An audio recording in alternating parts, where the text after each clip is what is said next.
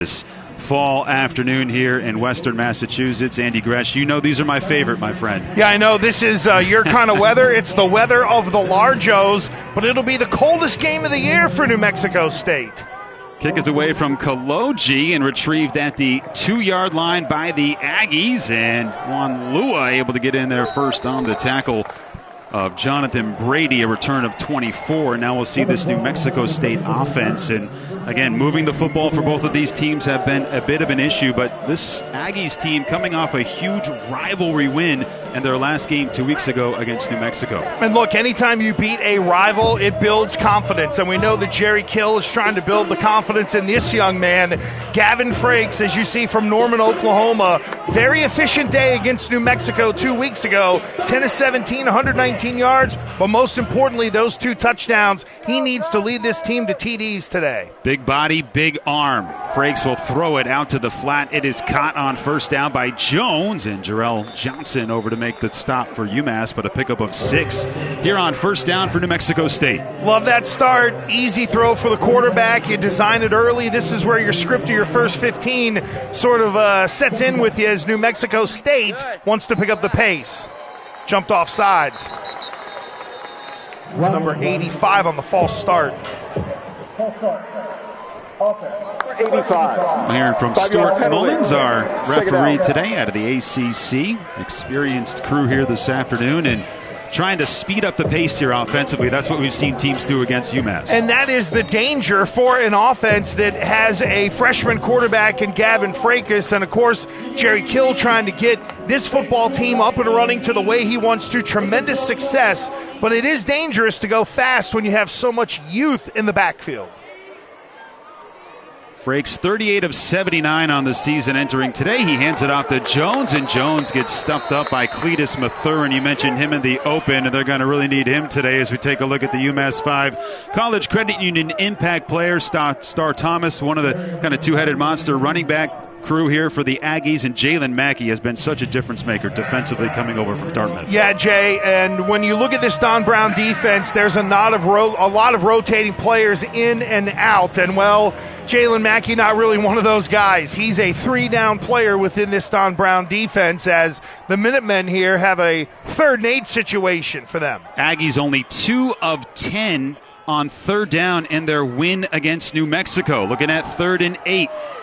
Frakes trying to elude pressure, gets to the outside, and Frakes will throw downfield. Incomplete. Was looking for Cordell David, the closest target, and a solid beginning defensively here for Massachusetts. Well, that false start on 2nd down hurts, and you could see rolling flushed out of the pocket, and it's Marcus Bradley to that side is the one who really forces him out of bounds.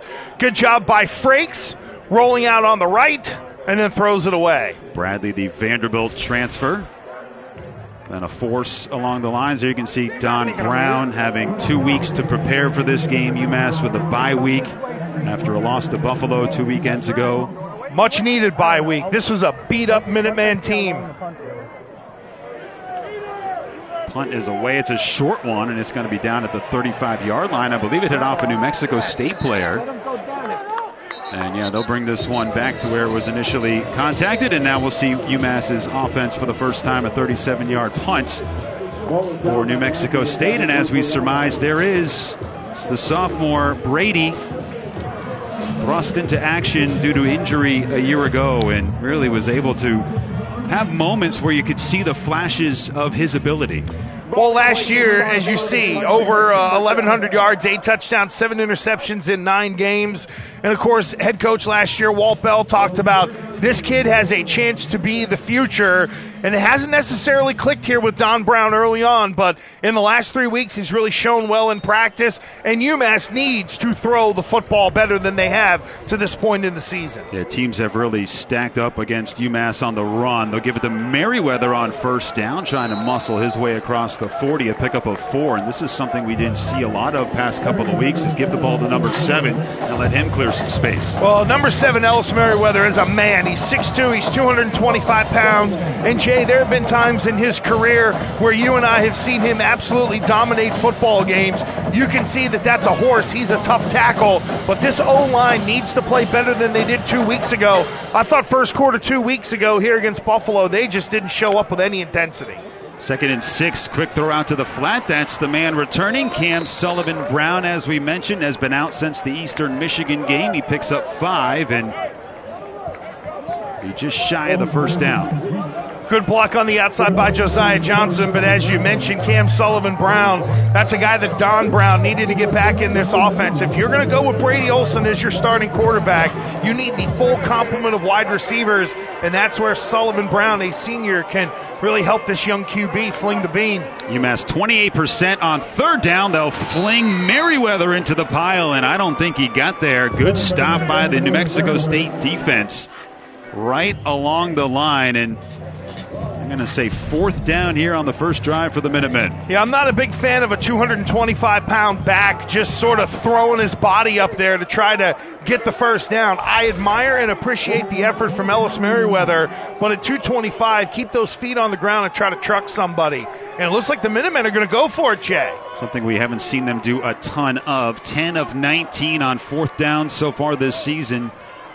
First possession of the day for UMass. New Mexico State. We'll see a flag here.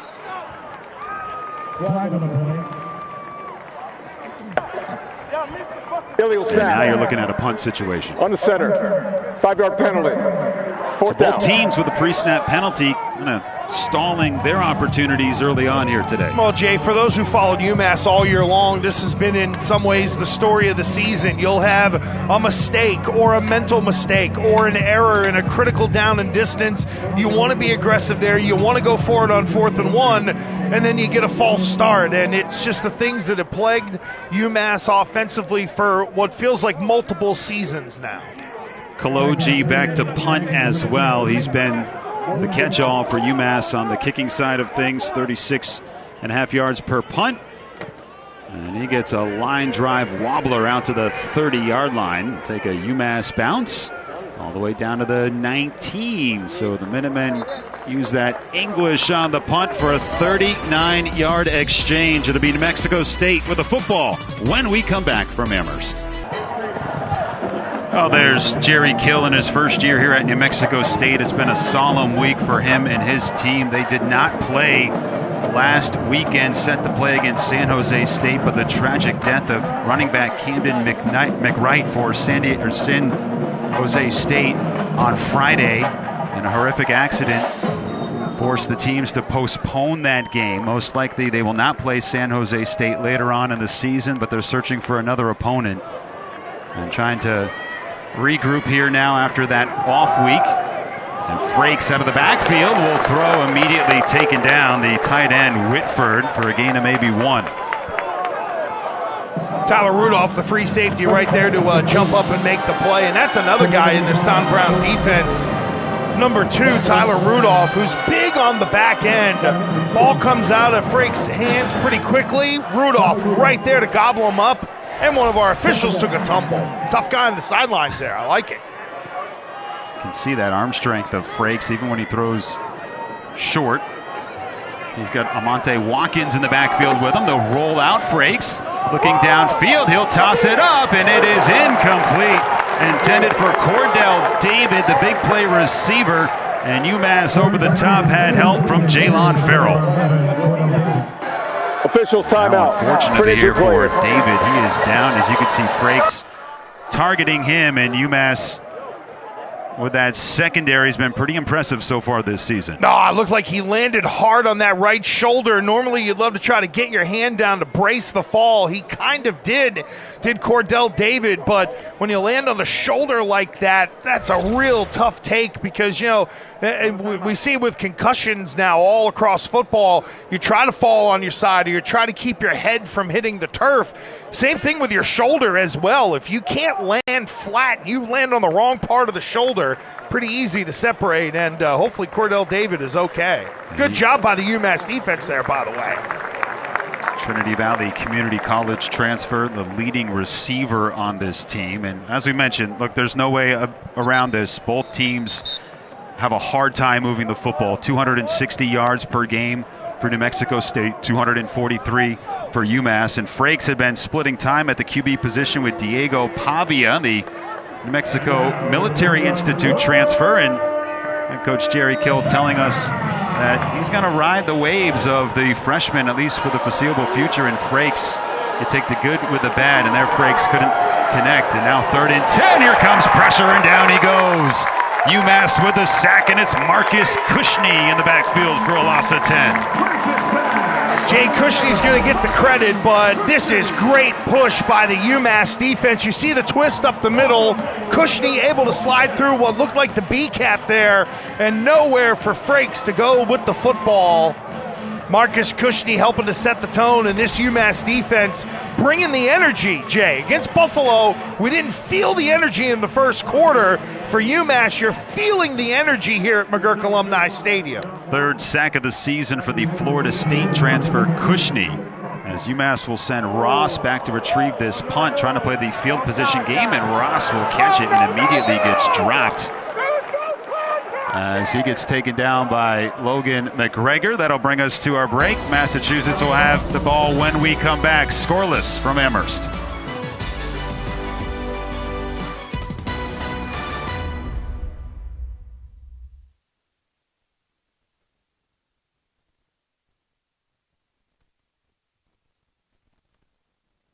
Remind you to exercise sound judgment when drinking. Know your limits and make sure you have a rideshare app or a designated driver to get you home safely in the game. Running into the kicker, number 33, defense. Penalties declined. First down. Timeout.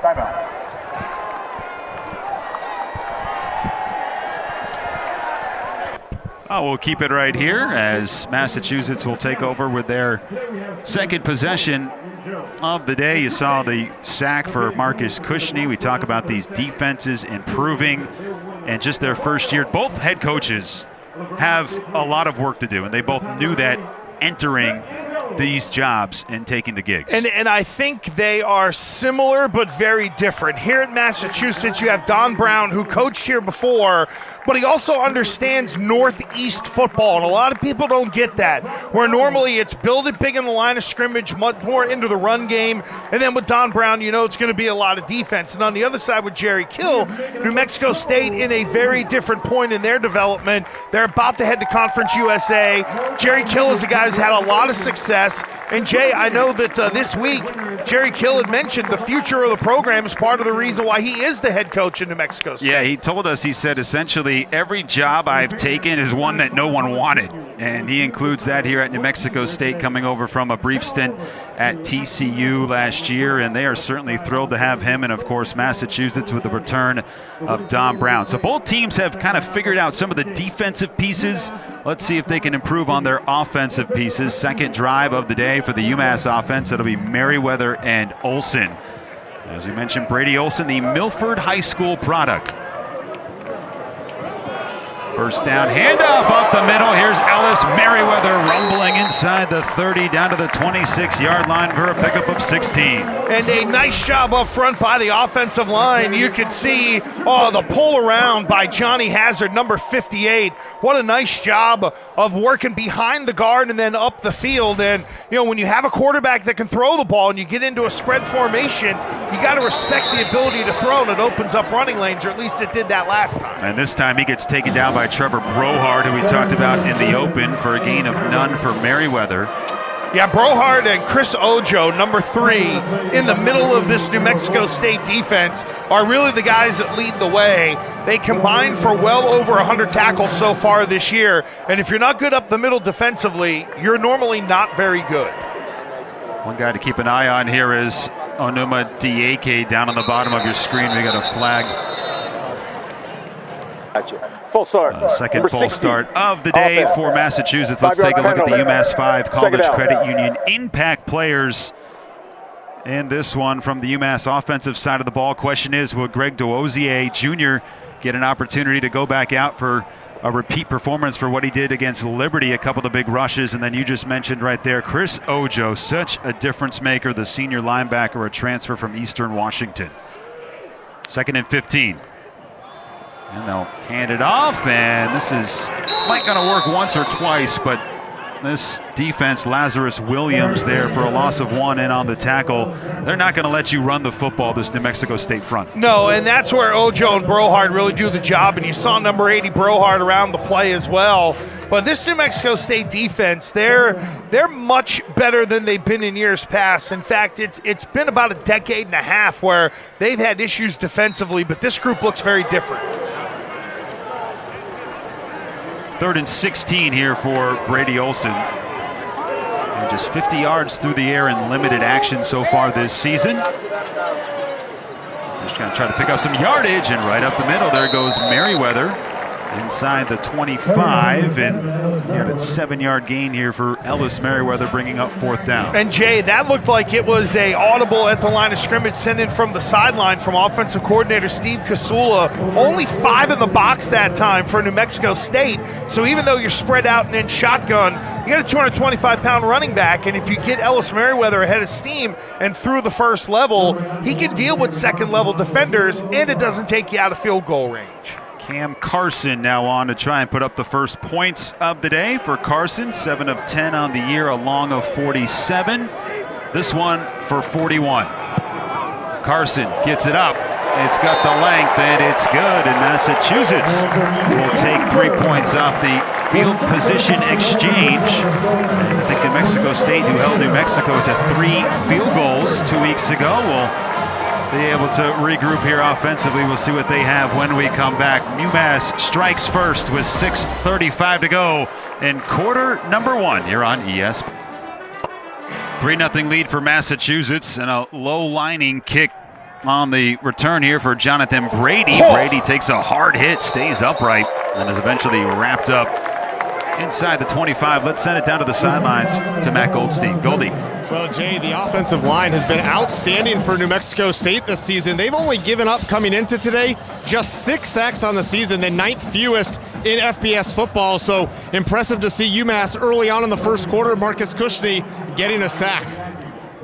Yeah, something that they do not, as you just referenced there, allow all that much. And Jerry Kill saying he's very impressed with the way that his offensive line has been able to gel together, especially on the left side with the redshirt freshman and freshman as well. 1st and 10 from the 23-yard line. UMass showing pressure here. Frakes, the freshman quarterback. Play action. Here comes pressure again. He steps up in the pocket. He's got to run. Frakes takes off across the 40, sprinting towards midfield, and eventually escorted out of bounds by Rudolph, but he picks up 29 on the scramble. No breaks for Frakes right here as he slides out of the pocket. You can see him just tuck and go. Maybe not the most athletic guy or not the biggest speedster, but when you have an open lane like this, does a good job of maintaining his ability to throw the football, and then at the line of scrimmage, you see him tuck it down. Always try to keep those 2nd and 3rd level defenders honest by having the ball up, then tuck it and run. Star Thomas has checked into the game at running back, and Thomas gets drilled for a loss of 1. Nowhere to go, and Jalen Mackey there on the stop. That's a perfect example right there of a middle linebacker reading it perfectly and then making the stop as New Mexico State tries to press on the accelerator. Frakes will swing it out. Thomas bobbles and catches and cannot escape the game tackling here for UMass. Lee Farrell had him by a shoestring. He loses 2, and the Aggies going backwards. Look at this defense swarm. Try to just swing it out once again, and then there comes your 3rd level defenders flying up. Jalon Farrell up there as well. And Jay, some might be wondering, why pick up the pace against UMass?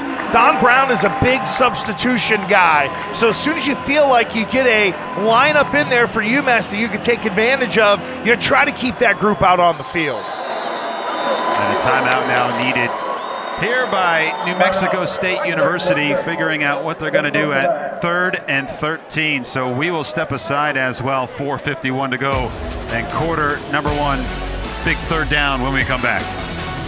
New Mexico State 3rd and long.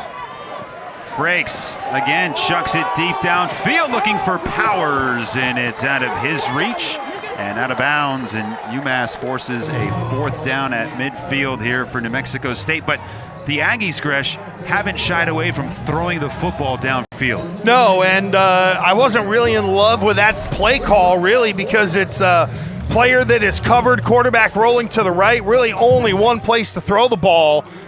Frakes does a good job of kind of throwing that ball out of bounds, quite honestly, Jay. Wasn't open, so make sure you can punt, try to win the battle of field position. Josh Carlson on to punt yet again, averaging over 40 yards per punt. Isaac Ross to retrieve here for Massachusetts. It's a short one, gets a New Mexico bounce. And we'll take a look back at the last time and the first time these two teams ever met. It was at the end of last season.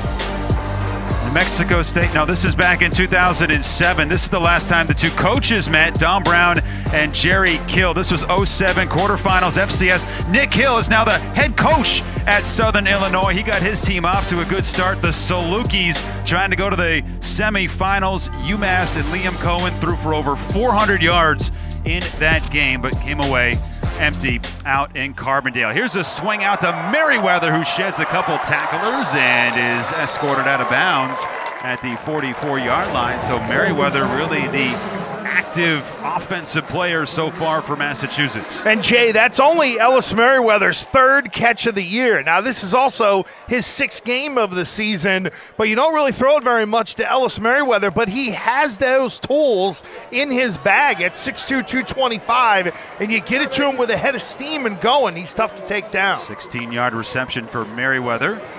Now he'll get it right up the middle, and he goes down at the line of scrimmage once again for the Aggies. It is Lazarus Williams in on the stop. Yeah, the junior captain, defensive lineman, 6'5", 270-pounder, runs right into him, does Ellis Merriweather. Boy, that's a good job there by Williams of shedding the block of the left tackle, Max Longman, and being right there as Merriweather runs right into the chest plate. UMass throwing for just 76 yards per game, and this one gets tipped at the line, and it's Williams once more. He has been a difference maker along the defensive line here in the first quarter. 19 tackles entering today, gets a hand on this one, and that forces third and long, something that UMass really has struggled with this season. And as soon as you see the quarterback set the feet there, looking to throw, great job by Williams of attacking the football and getting the hands up. So many short throws nowadays in college football. D lineman can make an impact and jump off sides right there and make an impact in terms of knocking those short throws down. Maybe just a little too eager after coming up with a few big plays for Williams. Get all hopped up. Yep. Offside. Defense. Number 10, entering the neutral zone, causing an opponent to react. Here, doesn't it? Well, it does, and for UMass, it really opens up the playbook, Jay. And good job by Max Longman. As you can see, the offensive struggles right here with UMass. 130th in all of FBS football. New Mexico State not much better. We'll see what 3rd and 5 brings here for this Minutemen team as they slide Merriweather over to the right side. Balances out the formation. Olsen with time. Out of the pocket, looking downfield, and it's almost intercepted by Ojo, who got a hand on it. Looking for Merriweather was Brady Olsen. And Merriweather went right to the official to say, hey, he was grabbing on me. I understand what Brady Olsen is thinking here. He's got a matchup one-on-one. You can see the late release from Merriweather, and Ojo climbs the ladder, almost is able to knock it to himself. Off-balance throw from Brady Olsen. Great play by Chris Ojo. That's one you're not expecting a linebacker to be that agile. 6'1", 220. Yep. He's got hops. Sure thing. Lawrence Dixon back to retrieve this punt. And C.J. Koloji gets a good one away and a fair catch called for at the 12-yard line, and that's where New Mexico State will take over. Let's send it down to the sidelines with Matt Goldstein. Goldie. Thanks, Jay. Injury update for New Mexico State. We saw Cordell David, the wide receiver, who was hurt on their opening drive. He just went back into the New Mexico State locker room. His return is questionable. Well, that's certainly a blow for the Aggies. We mentioned David, the leading receiver, 12 receptions entering today. Unsportsmanlike conduct. Number 22, kicking team, his first of the game. 15-yard penalty, first down. So we get an unsportsmanlike conduct call there, where it's going to give New Mexico State a free 15 yards. It's on Jarrell Johnson, the linebacker for the Minutemen. I'll tell you what, though, Jay, under Don Brown, those penalties have been cleaned up a little bit. I know last year with Walt Bell, there were a lot of those kinds of penalties, just silly kinds of penalties. You know, that's a different kind of silly. You jump offside, you have mental mistakes, it's one thing. When you make mistakes of aggression, that's another. And that's a big play for the Aggies here to get the ball out outside the 30-yard line. Yeah, it gives them some breathing room at 1st and 10 now at the 32-yard line. And the handoff right side. 6 yards on 1st down for New Mexico State, averaging around 140 rushing yards per game. You can see Jordan Mahoney there has had a phenomenal sophomore season, has been around the football and then some. Jumani Jones was the one who had that carry. He's another 6'2", 225-pound back. We got some big beefers carrying the ball today. I like it. A little size in the backfield. It's good to have the little scat back guys, but put some beef in there. Frakes will keep it, and he gets squished. Nowhere to go. Marcus and Marcus, attorneys at law. It's Cushney and Bradley for a loss of 2. Yeah, Marcus squared, getting it done there for the UMass defense. And first quarter, this defensive line has been very active. Frakes wants to have that quarterback draw up the middle and really nowhere to go. The intensity and the effort from UMass here in this first quarter versus Buffalo, Jay, night and day from 2 weeks ago. New Mexico State trying to convert a 1st down. That's step 1. They've got Jumani Jones in the backfield. Well, you also got a freshman quarterback. So right now, UMass giving a really a blitz look here, overloading the right side. Frakes is going to throw, and he tosses it underneath. It is complete, but short of the sticks. UMass with Jalon Farrell again to make it just a gain of 3. Trying to see where they're spotting this ball. Yeah, they're going to spot it short by a yard. It's on the 41-yard line as they move Cletus Mathurin out of the way so they can spot the ball. And what will Jerry Kill opt to do here? Down 3 on the road. This feels like a big gamble because you're trying to play that field position game. We've already said it a couple of times. Offensively, both teams have struggled. So are you going to give your opponent the football on the plus side of the field? We'll see. 4th and 1 if they snap it. Frakes can also run it himself. He'll fake it and dump it off right at the line to gain and escorted out of bounds by Rudolph. 1st down on the catch for J.J. Jones III. New Mexico State moves the chains. Great play call right there by Tim Beck, the offensive coordinator. It's really a one-man route. Frakes, it's an easy throw to get the ball out, and then the stretch by J.J. Jones III for the 1st down. They play with an H-back in this New Mexico State offense. You'll see J.J. Jones, you'll see 48 Eric Marsh, part hybrid tight end, part fullback. Good job right there to get the 1st down for the Aggies. Yeah, Marsh, the converted linebacker. And now they'll hand it off to Jones, and he gets wrapped up and dropped by the big man, Billy Wooden. Loss of 4. But one thing I love about Billy Wooden when he's right and when he's healthy is the ability to do this. Keep moving upfield. Look at that left arm just holding off the block of the offensive lineman right there. Was number 51, A.J. Valpulu, who was trying to block Billy Wooden. Wooden is a high-level defensive player when healthy. He sure is. 4.5 tackles for a loss this season for Wooden. That'll bring us to the end of the first quarter. UMass with the early lead, 3-0, homecoming here in Western Mass.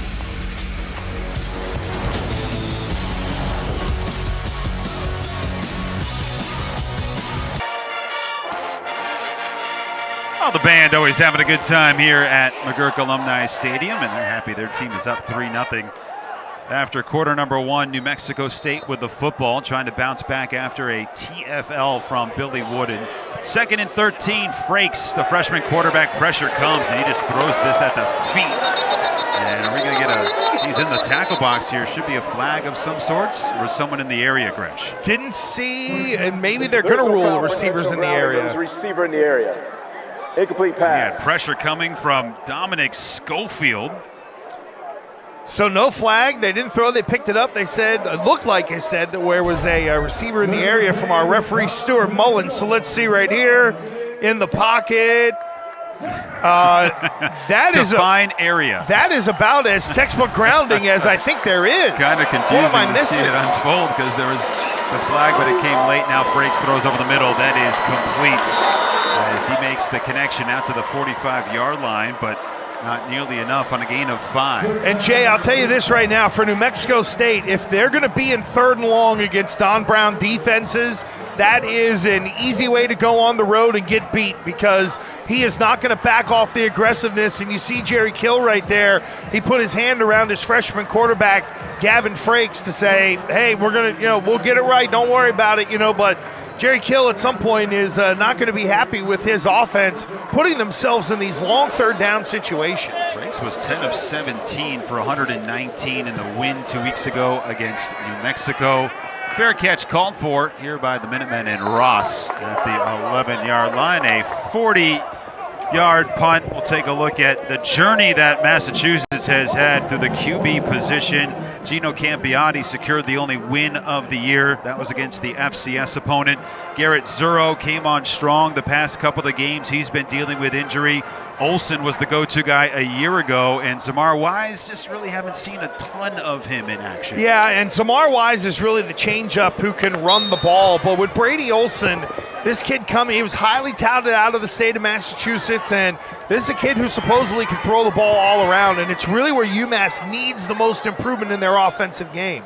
Kayron Lynch-Adams has checked in as the running back, and he'll get the touch here, trying to finagle his way out for a gain of 2.5. And Jay, just in terms of the old football basics, right? When you put in a kid like Brady Olsen, it forces you to have to respect his ability to throw the ball. So you would think if you use a little bit of formation, you use a little bit of motion, you'd be able to create some running lanes for this UMass run game that, believe it or not, even though everybody knows they're running the ball, they have been productive at times this year. So from diversifying your offensive standpoint, this is what the Minutemen need to do. Just 1 of 3 today so far for Olsen. He'll swing it out. That is complete to Ross. And Ross has nowhere to go, hounded out of bounds. And we got a flag on this one. Ojo was there to push him out of bounds, but we'll check on the marker. Personal foul, face mask, number 3, defense, 15-yard penalty, and an automatic. First down. I'm not even sure if Ojo is really necessary in trying to clean up that tackle, and he gets hit with 15 yards here. Yeah, it'll be interesting to see the replay to see if Ojo just kind of got his hand up accidentally around in making the tackle, and there it was right there, right at the end when tackling Ross, got the hand on the face mask. Couldn't really tell from that angle whether he had the grab or not, but the bottom line is that's another mistake for the Aggies here that gives UMass a first down. Both teams have been hit with a 15-yarder at this point. And a twisting clock here, approaching 13 minutes to go in the half. Olsen's going to fire over the middle, incomplete. He had Cam Sullivan-Brown who went right through his hands. And you like the look there for UMass to get a shot off across the middle. I like the throw across the middle. I don't like that there's 3 defenders around Cam Sullivan-Brown. As you mentioned, Jay, the returning Cam Sullivan-Brown right into your living room. That ball's just a little high. A lot of Aggies defenders around. I also saw number 16, Josiah Johnson, out in route. Would love to see the tight ends get more involved. You got Brady Olsen in there. You got tight ends who can catch it. They can be productive in this run offense. Kayron Lynch-Adams with a head of steam, and Kayron Lynch-Adams is gone to the 40, inside the 20, and UMass strikes pay dirt here in the second quarter. 66-yard touchdown for Kayron Lynch-Adams.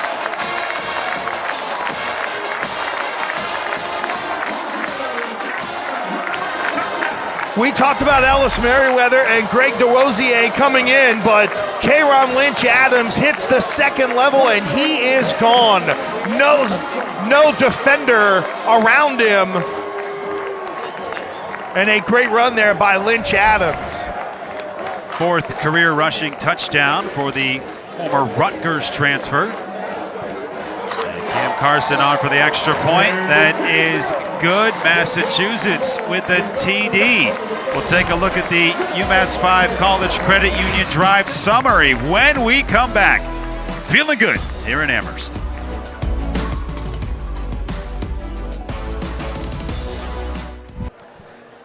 We'll take a look at the UMass 5 College Credit Union Drive Summary, the official credit union of Massachusetts Athletics. Speaking of great drives, UMass 5 offers great low rates on new or refinanced auto loans. Stop by a branch or head to umass5.coop to discover what you could save.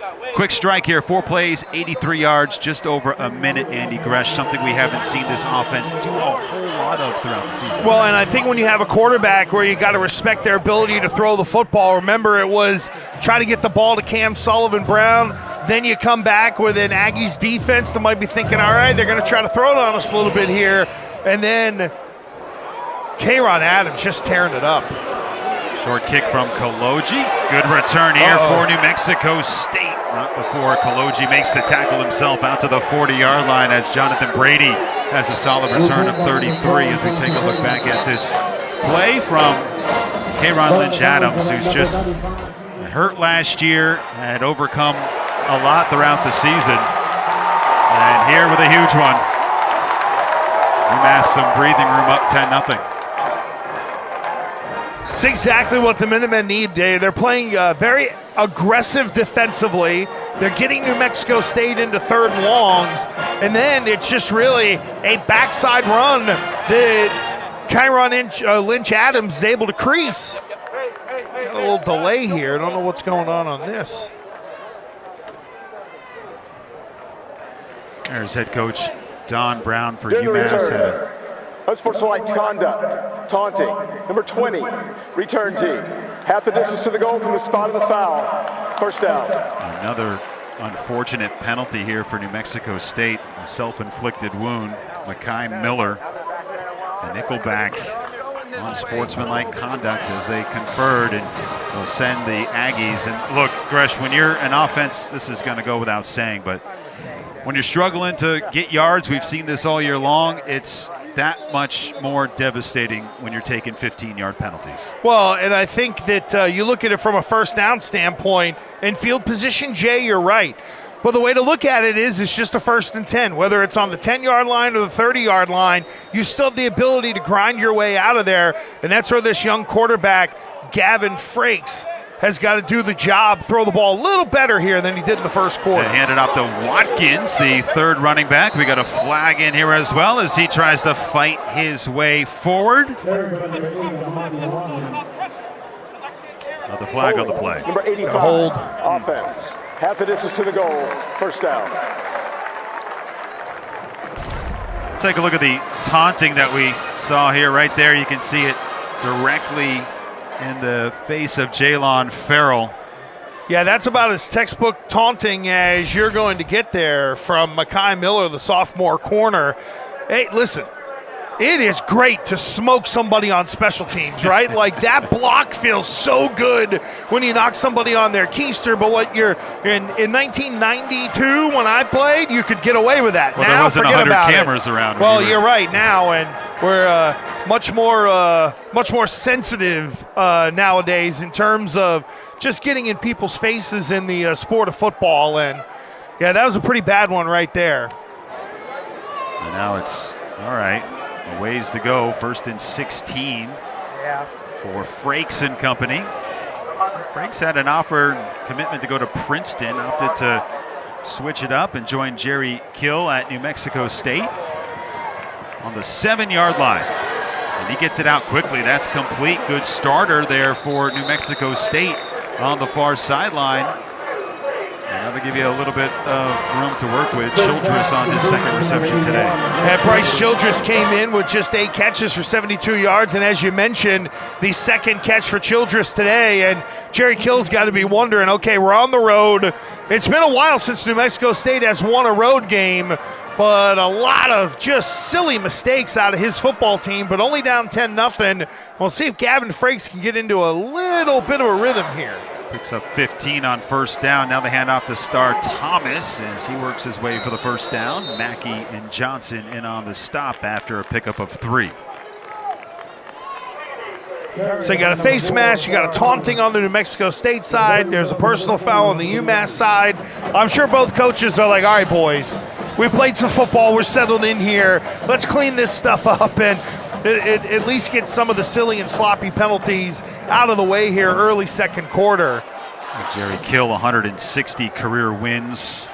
One of the most winningest active head coaches in college football. 8th active winningest coach right now. Some big names on that list in front of him, too. Direct snap in the Wildcat here to Thomas. He works his way forward for a couple. He's not down. Oh, he's still not down. Oh, wow. Star Thomas gets 5. Thought it was going to be 2. I tell you, that is, to me, that's one of the scarier plays in college football right now, is that whenever the forward progress has slowed, blow the whistle. Now, look at Star Thomas, right? He's gobbled up right there, and then you're going to allow this play to continue. And yes, you can see Josh Wallace rip the ball out, but a lot of legs right there, right? A lot of people can topple over. You don't want rugby scrums out on the football field. Yeah, high probability of injury. As a lineman, that makes me queasy. From the 30 now, pressure coming. Frakes delivers deep, flag flies, and it is incomplete. UMass had Wallace in on the coverage along with Farrell. But the flag came in as the ball was on its way to its intended target on the far sideline. And I think we're going to get a defensive hold here on UMass. Defense, number 2, 10-yard penalty and an automatic. First down. Yeah, the back judge, Ken Bushy, was the one who threw that flag from way behind, and he could see it develop, but there's Frakes letting the ball go right there. You can see that ball come out, or you can see the flag come out. So as the ball's going one way, the flag's up in the air going the other way. And that's a good play right there to try to press it down the field from New Mexico State. And again, take advantage of this UMass defense that has not gotten to the point, Jay, to where playing with a lead that they won't make those kinds of mistakes. UMass defensively allowing 32 points per game. And this drive looked dead from the start for New Mexico State. Now they're starting to pick up some yardage on the swing out to the flat, and that one not much for Watkins, a loss of 2. And those are the plays that are really hurting New Mexico State when they start off the set of downs going backwards. No question, and we've seen it with UMass offensively at times this year as well, where when you get into 2nd and 11 and that turns into 3rd and 9, especially against a Don Brown coach defense, Jerry Kill knows you can't be in those long 3rd down situations. 2nd down, you survive. Cut it to 3rd and 6, you're okay. But if it's 3rd and 10, that's a real problem because Don Brown will blitz your ears off. Amante Watkins, the running back behind Frakes on 2nd and 11. He's going to throw. Frakes chucks it, and there's no one home. Mahoney, the closest man to the coverage of Jordan Parker. Frakes, they're not afraid to let him chuck the football. 6 of 10 on the afternoon, not much there for 14 yards so far. Well, I mean, Jay, when you look at the sort of the blueprint here for Jerry Kill, he gets his young quarterback in Gavin Frakes, earns the job at one point during the season, and now you kind of play with the kid. Not that this is a developmental year heading into Conference USA next year, but in a lot of ways you treat it that way, and it's about making a decision and riding one quarterback and letting them grow. And UMass will take a timeout here at 9:32 to go on a big 3rd down. So that'll take us to a break. 3rd and 11 is what the Aggies are looking at upon our return. So UMass uses a timeout here with a 10-0 lead. 9:32 to go in the first half. Our friends in New Mexico are cold just looking at that right now, huh? It's like 58, 59 degrees here. Our sideline and former New Mexico kicker extraordinaire Matt Goldstein says it gets cold in New Mexico too. All right, 3rd and 11. Pressure comes. Frakes throws. It is short, and it is miscommunicated on the far sideline. Not much there on the attempt for Jonathan Brady, the slot receiver. And that'll force a punt here for New Mexico State. 0 for 6 on 3rd down so far today. And that's where Don Brown's defenses have feasted over the course of his career. Doesn't matter where the stop was, Arizona, Michigan. On 3rd down, Don Brown brings it.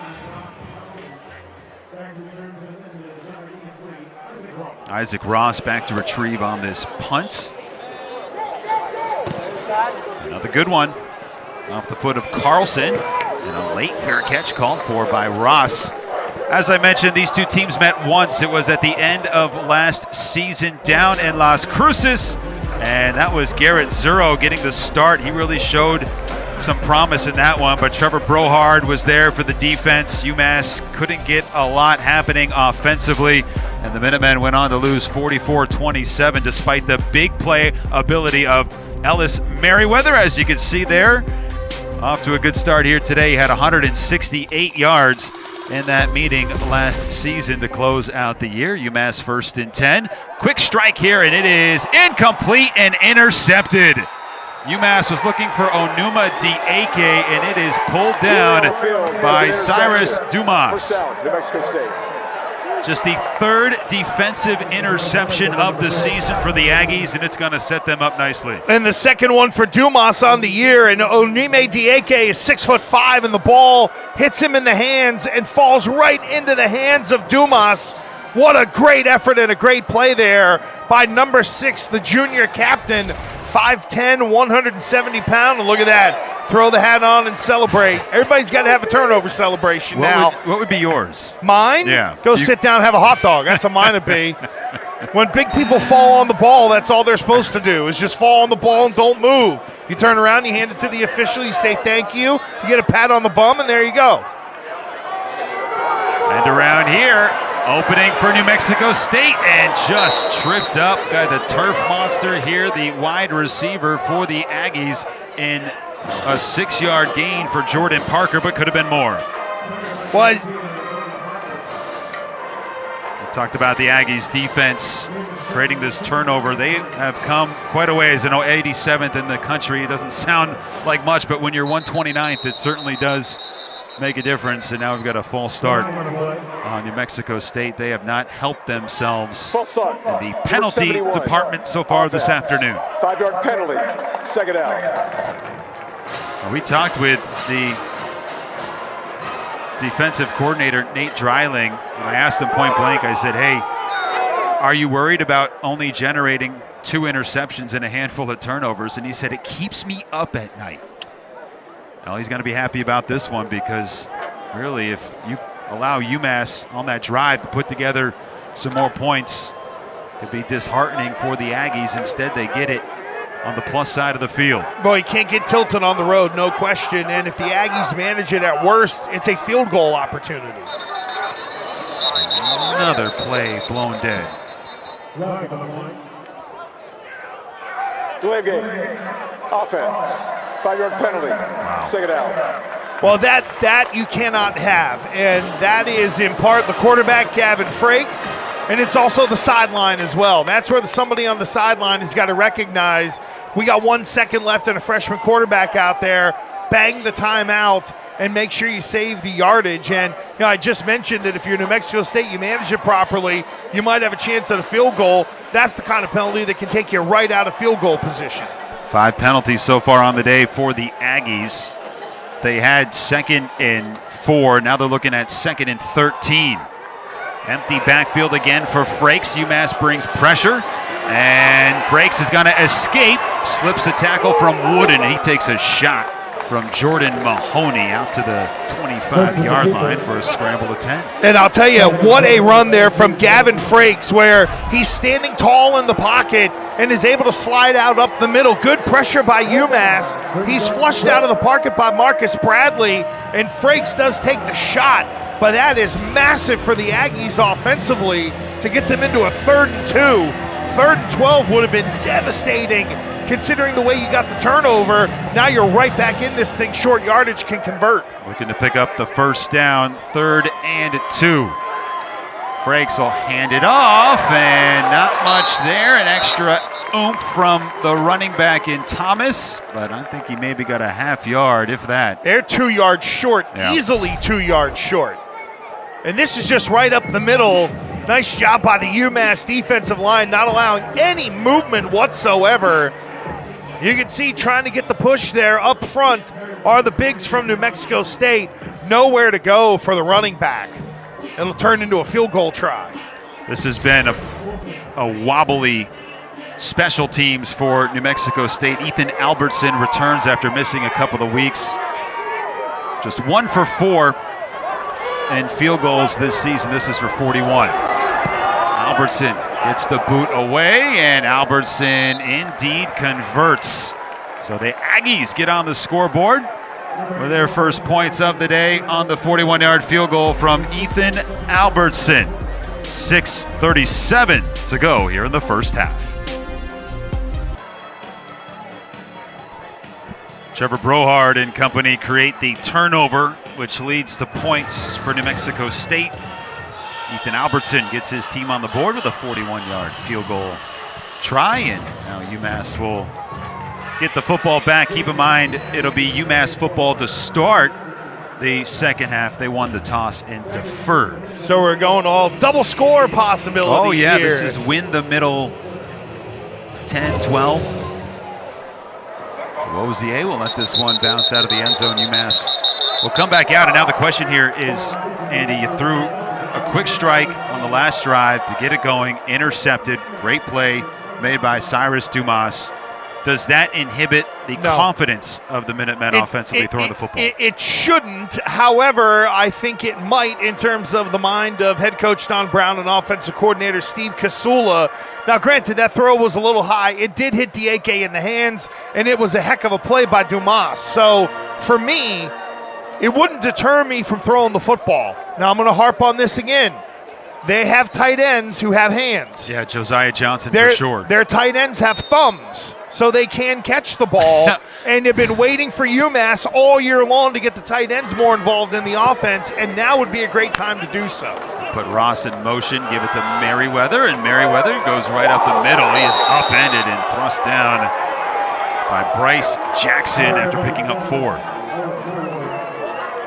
There's a difference maker, Jackson, coming over here, the transfer from UNLV. Head coach Jerry Kill said he has been a real impact player in that secondary. And yeah, it's always good when you can get a grad student to come in and help you on the back end of your secondary. But I'll tell you, the mean mugging from the New Mexico State defense, they got to be careful. They already got 1 penalty. A little attitude here. Here's Merriweather trying to find his way through, and get a flag on the far side of the field. Nothing there for Merriweather. Jackson's brother, younger brother's a walk-on on this team, and this is getting real chippy. Yeah, there's some wolfing and barking and shenanigans going on out there. We have a flag on the far side of the field over near the New Mexico State sideline. It's not been a clean game so far.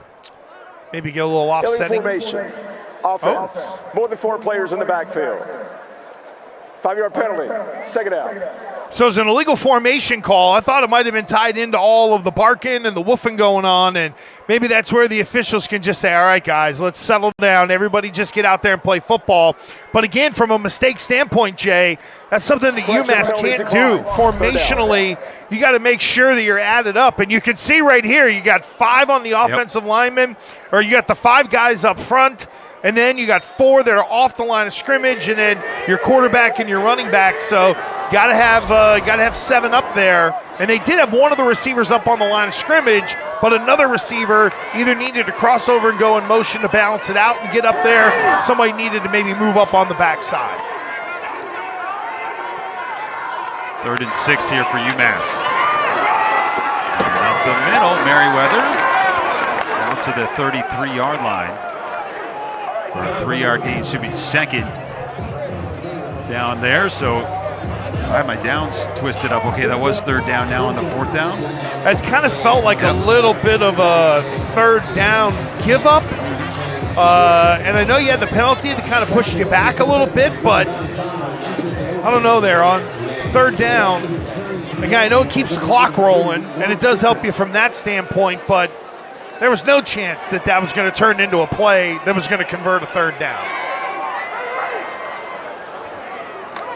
Kaloji back on to punt, face some pressure. And no return forthcoming here out to the 33-yard line. For Lawrence Dixon, a 34-yard punt for the Minutemen, 4:46 to go in this first half. And now you change the script all of a sudden. Gresh, we're talking about UMass maybe taking advantage of the score at the end of the first half and then get the football back. Now New Mexico State has an opportunity here to kind of change the direction of how this first half has gone after getting down early 10-0. Well, and I think for New Mexico State, the problems of the second quarter have been very well known, but we can see these games coming up right here for UMass. They take on UConn, who were winners today against Boston College. And then it's at Arkansas State, a battle against Texas A&M. And then, of course, Jay, you and I will be back here November 26th against Army. And as we mentioned, New Mexico State still looking for another game to throw into their schedule in the month of November. Thomas, the running back here. And they've switched out quarterbacks as well as Pavia has come in, and his first pass is incomplete. Well, Diego Pavia is a 6', 200-pound junior, one of the captains on this football team. The completion percentage this year for Pavia has not been great.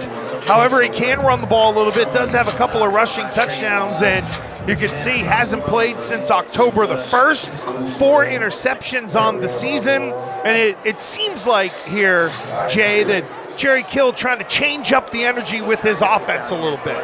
He had been switching back and forth and exchanging drives up until recently. Pavia able to escape pressure, gets to the outside, and he throws it downfield. Not there. Had a little bit of a window with Jonathan Brady out to the 40-yard line, incomplete. And Gresh, I'm going to make this comparison because I saw this, and you see it right here with Pavia. He reminds you a little bit of Gino Campiotti on the UMass side of the football. Yeah, you see that spin out of the pocket to then square himself up to try to get the ball down the field. A lot of guys kind of spin out and they want to throw on the run. Impressive that Pavia wants to set the feet before he throws it down the field. What a novel concept in this athletic, spread it, chuck and duck football we play now in college football. 3rd and 10. Still plenty of time on the clock, 4:32.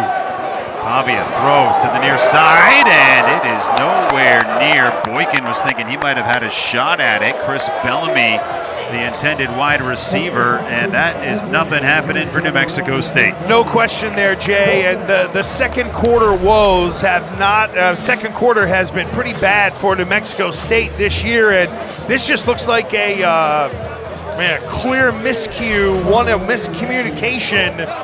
And you can see one of the offensive coaches kind of talking to Paiva there. But if you're UMass, here's an opportunity to let Ross give you some good field position. Ross standing at his own 30 will wait for the fair catch as he goes all the way back to the 20.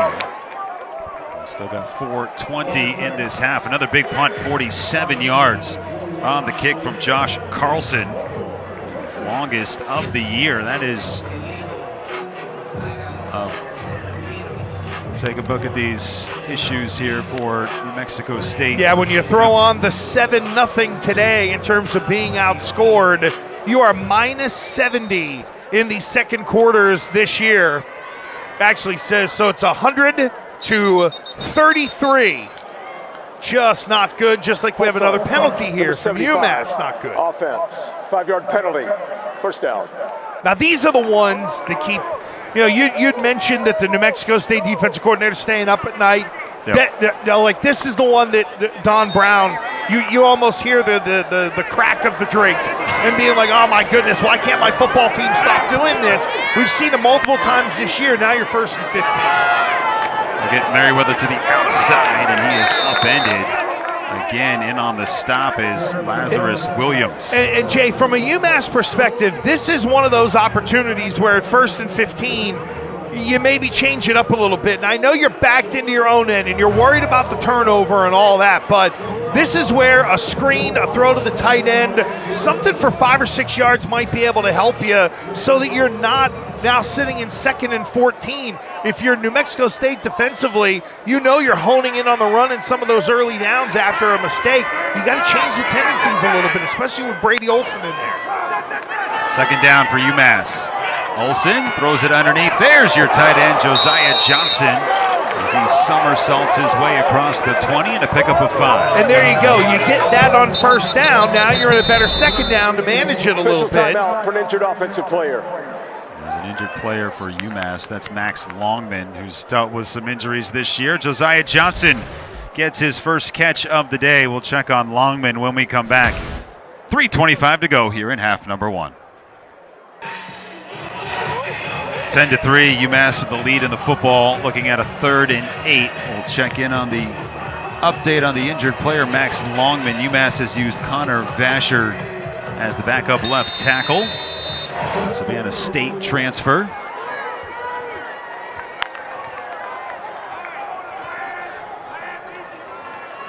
This has been out of the range of Massachusetts so far today. 3rd and 8.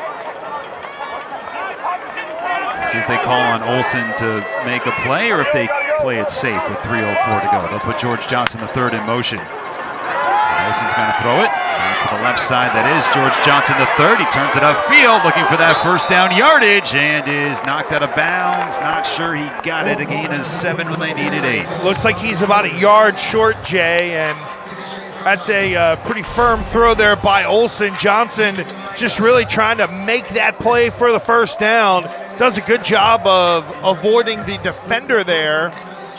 And then just short along the sidelines. That is from the UMass end, that's a killer. However, for New Mexico State, that is massive for them right now. They're going to get this ball around midfield with a chance to get a touchdown going in before halftime and should feel fortunate for the opportunity to do so. And a couple of timeouts as well. George Johnson had 2 big catches 2 weeks ago against Buffalo, but how about this booming punt from Kaloji, and it takes a Aggies bounce down at the 31-yard line by Jarrell Johnson. 40-yard punt.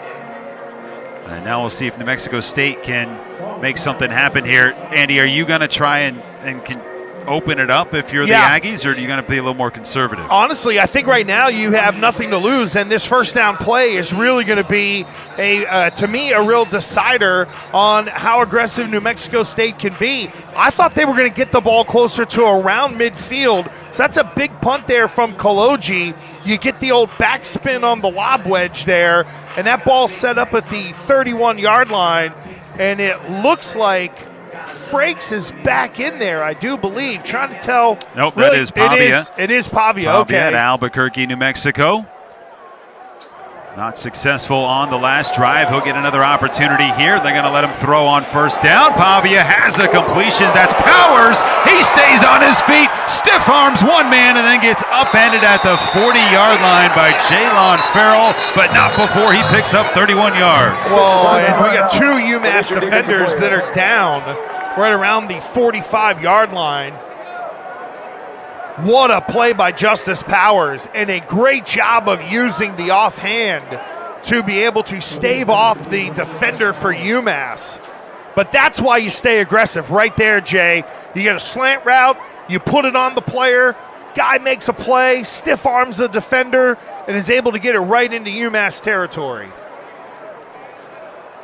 And now if you're New Mexico State, you're saying, hey, we got plenty of time and we've got space to operate. You got time, you got timeouts, you've got a quarterback with experience in there in Paiva, and you can see Don Brown talking to his defense, who in this first half has done a pretty good job of slowing down this New Mexico State Aggie offense. And I know we mentioned that offensively these two teams, they didn't come in blowing doors in terms of what they did offensively. But right now, New Mexico State's got a chance to really feel good about themselves after a sloppy first half at times for them. We'll see if we can get an update with Matt Goldstein here shortly. Tanner Davis is the injured Massachusetts player down as we get another look at this play. This was a tremendous ability for Powers to stay on his feet. Davis shaken up. Collision there with a teammate in Powers, and then the stiff arm adds another 5 yards on that run after the catch. Well, you get 2 guys that kind of run into each other, and for Tanner Davis, it was more of, that's really just the pure football accident right there. He tries to slow down to tackle Justice Powers and instead makes contact with Jordan Mahoney, who, for my money, has been the best corner for UMass this year, Mahoney. And now the Aggies have the ball in prime position. I'd love to see him take a shot here. Jamani Jones, the running back here for New Mexico State. Pavia fakes the jet sweep, looking downfield. They will take a shot. It is complete to Jones, and he's into the end zone untouched. A 39-yard touchdown strike, and the Aggies have a chance to tie this one up. It was the perfect time for offensive coordinator Tim Beck to dial up a play-action play where you could take that shot down the field, and Jumani Jones springs free. There's your play action. You get the running back out of the backfield. He's passed off to a second-level defender, and Jalen Stewart cannot keep up with Jones, who goes for 6.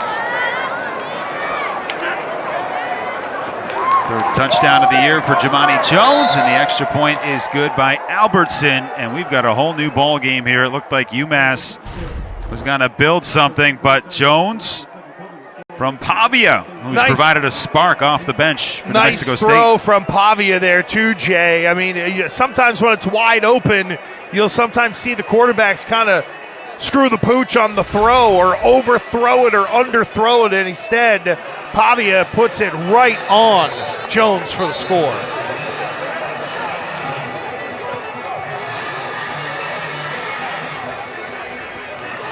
It does make you wonder about the injuries taking over there, because you look at the depth chart in the middle for UMass, and you got Miles Turner, you got Jalen Mackey, and then you got Jalen Stewart. Stewart having to jump in there maybe for Tanner Davis on the outside. So that could be a situation there where one linebacker being out of position. But that's a great play fake by Pavia. I think it was much more that play fake that sort of held those linebackers long enough for Jones to get out of the backfield. Ozier will bring this one out. 1:45 to go. Stays on his feet across the 30, hurdles a man to the 40, and down at the 43-yard line. That is the return, and you're wondering what UMass might do with just a minute and change left, and that changes perhaps what they were thinking they were going to do. Well, even though we haven't seen Dozier end up getting a carry or a touch really within the offense, this is where he can make a difference, and you sort of hold your breath there, and that ball being returned from the 1 or the 2-yard line. And what a massive chunk of field position for a UMass team offensively that now's got to try to find their balance. You got 1:39 to go. They have 2 timeouts in their pocket, so they can continue to run the ball, but they're going to have to let Brady Olson throw it to put points up. To Dieke on the edge, and Dieke out of bounds, muscled out to the 45-yard line. Max Longman has come back in at left tackle for UMass, so that's a good sign for the Minutemen. And you could see Big 61 there still kind of limping a little bit. I know on the sideline they were working on his right foot, and you can kind of see right there, even he's just kind of sort of rocking back and forth a little bit. See the heavy tape on the right ankle there of Max Longman as well.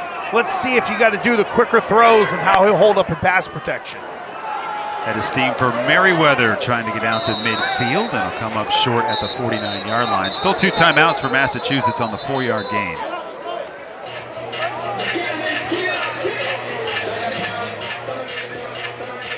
There's Merriweather, has been banged up in his own right early on this season, taking over yet again today as the primary back for UMass. All tied at 10 here.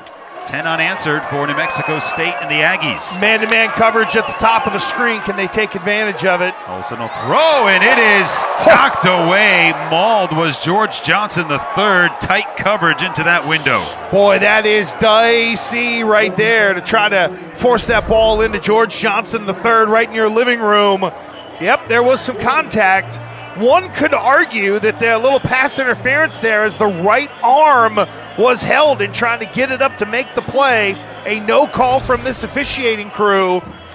And UMass is going to need another big punt here from CJ Kaloji to try to give their defense the opportunity to slow down a New Mexico State offense that has started to find it a little bit here in the second quarter. That was Linwood Crump, the grad student, on that tight coverage of Johnson, and this comes in. We've got a penalty down on the kicker, Kaloji, as he boots this one away to the 20-yard line. An aggressive attack on the punt block for New Mexico State, 32-yard punt. We'll check on the flag here. That was Malachi McLean coming in. Number 2, defense. 5-yard penalty results in a first down.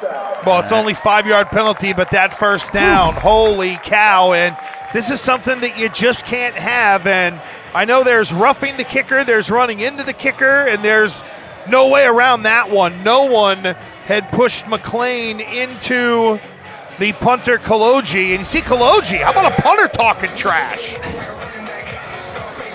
Is anyone not talking trash today? Yeah, it feels like everybody but the coaches have been wolfing a little bit at some point. And now UMass, 2 timeouts in their pocket. How aggressive will they be? Will they think field goal or try to press it down the field for a touchdown here? Need about 15 yards to get into range for Kaloji. Kayron Adams stays on his feet and is able to get forward after initial contact. Seen UMass really operate out of this kind of 2-minute offense throughout the season so far. 2nd and 8, 39 seconds left. Olsen will throw to the outside. It is complete. And that is Cam Sullivan-Brown on his 3rd catch today. And he gets out of bounds to stop the clock on a pickup of 5. Yeah, that's from a play calling standpoint, at least from my end, a little befuddling. You run the ball, you run time down. Then on your 2nd down play, you throw the ball to the outside and get it to a wide receiver who can get out of bounds to stop the clock. Felt like maybe if you reverse those a little bit, you can control it a little more, knowing you're going to run it on 2nd down, maybe use one of your timeouts. So you need to pick up the 1st down here, and you can throw something over the middle with those 2 timeouts, as you mentioned. And you can keep it on the ground, and they will. Little hesitation move for Merriweather, and he gets into field goal range right up the middle for a pickup of 9. Nice block by the tight end, Josiah Johnson, on the kick out there. He sealed the backside, allowing Merriweather to get up the middle. 1st and 10. Olsen throws to Johnson. There's Josiah Johnson, his 2nd catch today. And UMass moving the football on 5 yards there with a connection from Brady Olsen. And again, with timeouts in the pocket and 15 seconds to go, really the whole field is yours. Good throw there by Olsen over the outstretched arm of the New Mexico State defender. Do you take a shot? Well, I would.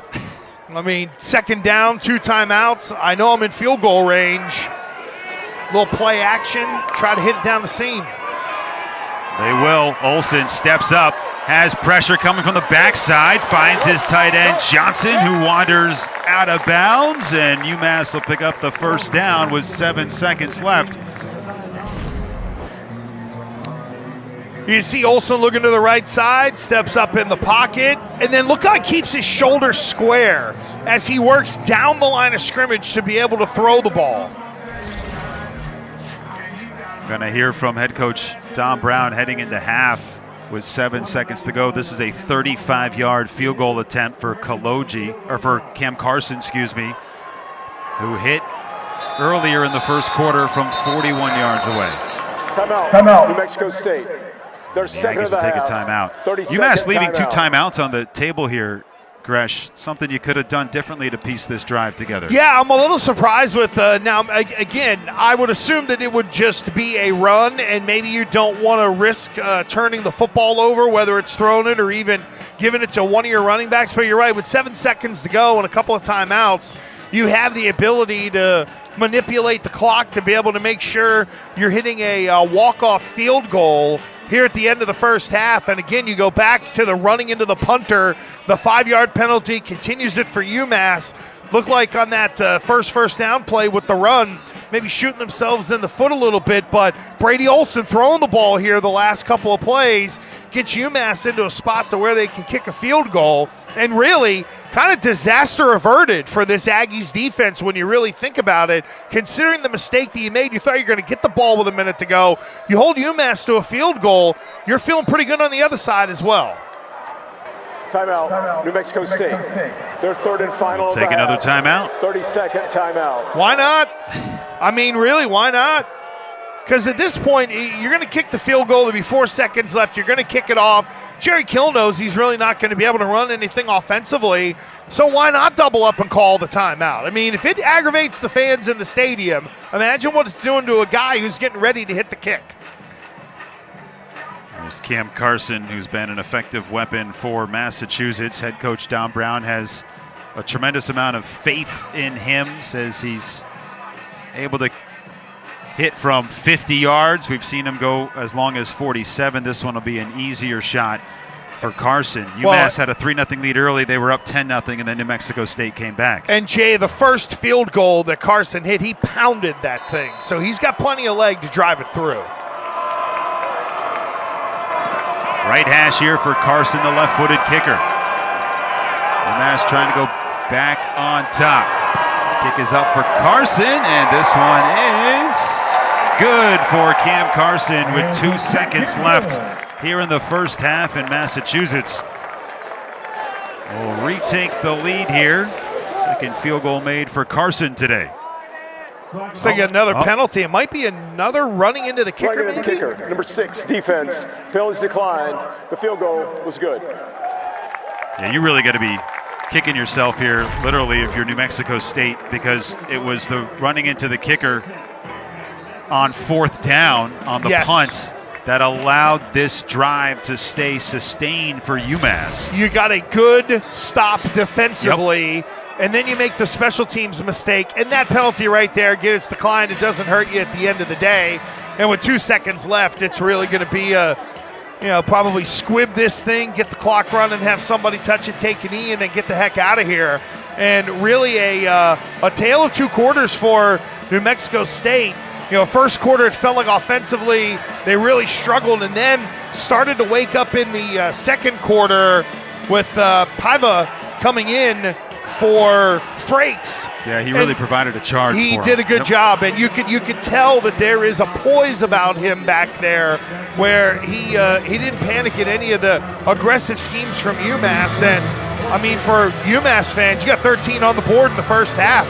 You're not used to seeing this very much in any season. UMass averaging just 12 points per game, 15 points per game for New Mexico State as they squib this one out to the 26, 27-yard line. And you feel like something is about to erupt here with these two teams. There's just been so much jawing back and forth. Halftime's coming at a perfect time, Jay. Yep. It feels like the calm before a storm. The half is not over. We need to have one play. And if you're both veteran coaches, this is a game that's winnable. You haven't been in many of them throughout the history of these programs, and recent history, I should say. One of those penalties could be the difference in how this game plays out. There's no question. And again, it's those drive extending penalties. That's why that running into the punter, such a big deal, because it gave UMass the football back. And you can deal with a face mask here or a personal foul there. It's the ones where your guys do their job, and then there is a mistake made to give the ball back to the other team that isn't a turnover. That'll bring us to the half. We'll try to get a couple of words with Don Brown from Massachusetts with Matt Goldstein. UMass heading off with a 3-point advantage. They were up 10-0 early, and we will indeed send it down to the sidelines with Matt and Don. Guys. Coach, holding New Mexico State just 10 points in the first half, under 50 yards rushing. How would you assess the defense? Guys are playing hard, playing fast. We had a couple errors that ultimately hurt us and resulted in a score, but really happy with their effort, energy, and competing at a high level. Running the football, you guys have ran it pretty well. It seemed like Brady Olson settled in as the half went on. Yeah, obviously this is first action of the year, so we're just happy that he's functioning and he seems to get more and more comfortable with each series. All right, thanks, Coach. Good luck in the second half. Thank you. All right, guys, thanks so much. 13-10, Massachusetts and New Mexico State. It's halftime here in Amherst.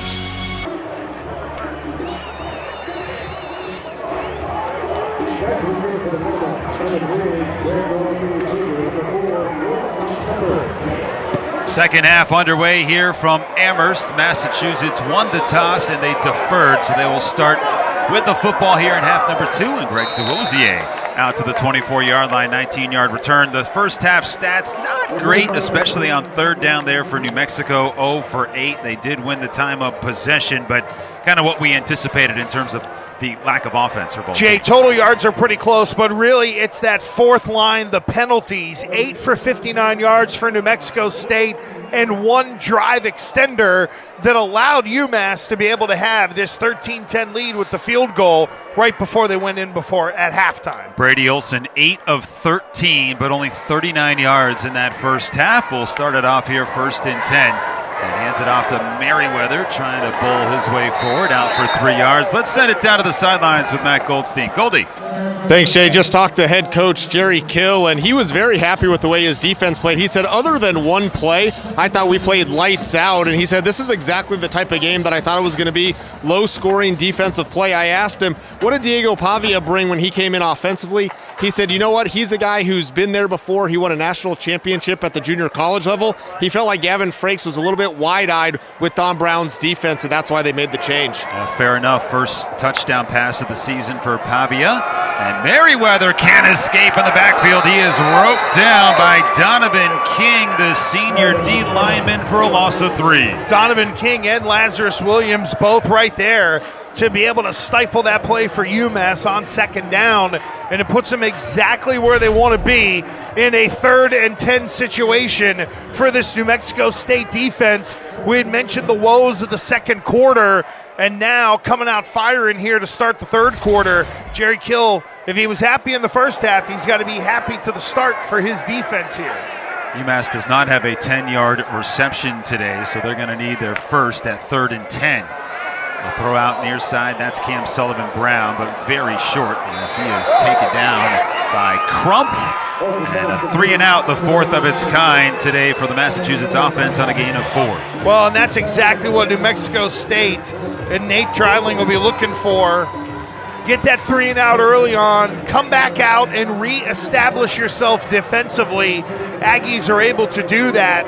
And now it's off the foot of CJ Kaloji, who for UMass, he's kicked the snot out of it today, but this season has been very much up and down for number 95 this year. We have 5th punt of the day, averaging 38 for Kaloji. And he gets a high spiraling one away back for Dixon, and Dixon makes the catch and loses the football. And I think New Mexico State is there to jump on it. Mahoney came in to try and clean it up. A 46-yard punt for Kaloji and a bullet dodge for the Aggies. Almost disaster right there for the Aggies. And this is another high punt from Kaloji. Kyron Lynch Adams is down there to make the contact and knock that ball loose. And then a great job from number 25. Looked like it was Braylon Stewart hopped on the ball there for New Mexico State. Woof, that could have been disastrous for the Aggies. See if they can take advantage of this possession. Pavia back out there. He's going to keep it, run option. He goes, Pavia across the 40 into Massachusetts territory, and finally wrestled out of bounds inside the 30 for a 48-yard pickup. Pavia didn't look that fast, but when you see him, look at him run away from the UMass defenders. A great job on the play fake from New Mexico State all the way around, but it's Pavia who finds the crease and accelerates.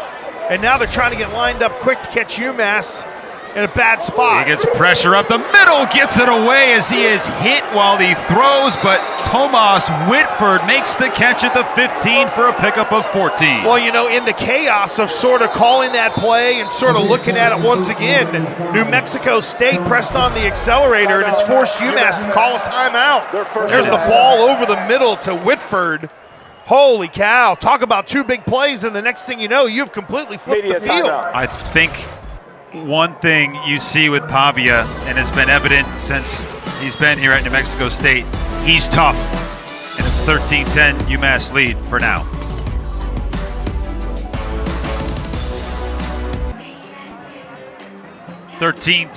Massachusetts over New Mexico State, but a flurry big plays here for the Aggies as Massachusetts on their heels, forced to take a timeout. Jerry Kill making some adjustments at halftime for his quarterback, Diego Pavia. Big run, nice throw over the middle for Pavia. And now New Mexico State looking to take their first lead of the game. 1st and 10 from the 15-yard line. Don't forget you got a 225-pound back in the backfield too. Jamani Jones caught the touchdown pass, and he gets taken down by Cletus Mathurin at the line of scrimmage. Jay, I tell you the one thing about Diego Pavia is that he's not rattled by anything. And you heard our guy Matt Goldstein mention that Jerry Kill said, hey, it appeared as if Gavin Frakes was maybe a little overwhelmed. Well, I also think the down and distance is a part of that as well. Sure 3rd down, Don Brown's going to bring it.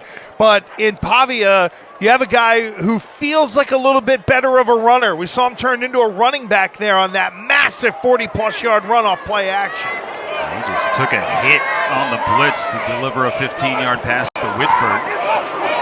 Now a keep along the left side. Pavia able to stay upright inside the 10. Takes 2 to bring him down. Mahoney there on the stop, but an 8-yard gain. Well, and when you hit it twice now with the quarterback going to the left side, now you have the ability, nice kick out block by Eric Marsh. Now you're talking about what I would call playing the accordion. Some do it with formation, some do it with the way they run the ball. Now you got the ability to play fake and come back to the other side, the wide side of the field with the ball on the left hash to be able to open up some more running lanes.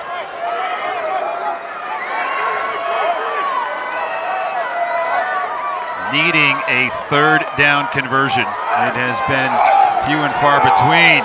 And nowhere to go as Najee Logan is in on the stop for Massachusetts.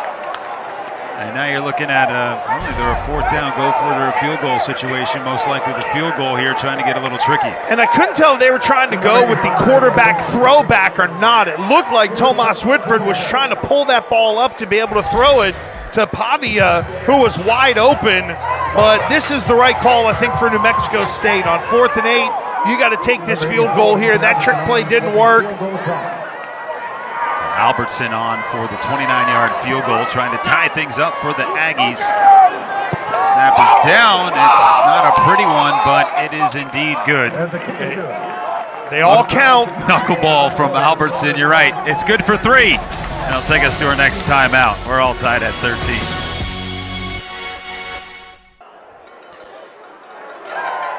Momentum played a big part in the first half, allowing New Mexico to come back after being down 10-0, and then trying to establish that here in the start of half number 2. They hold UMass to a 3 and out. A couple of big plays by Diego Pavia.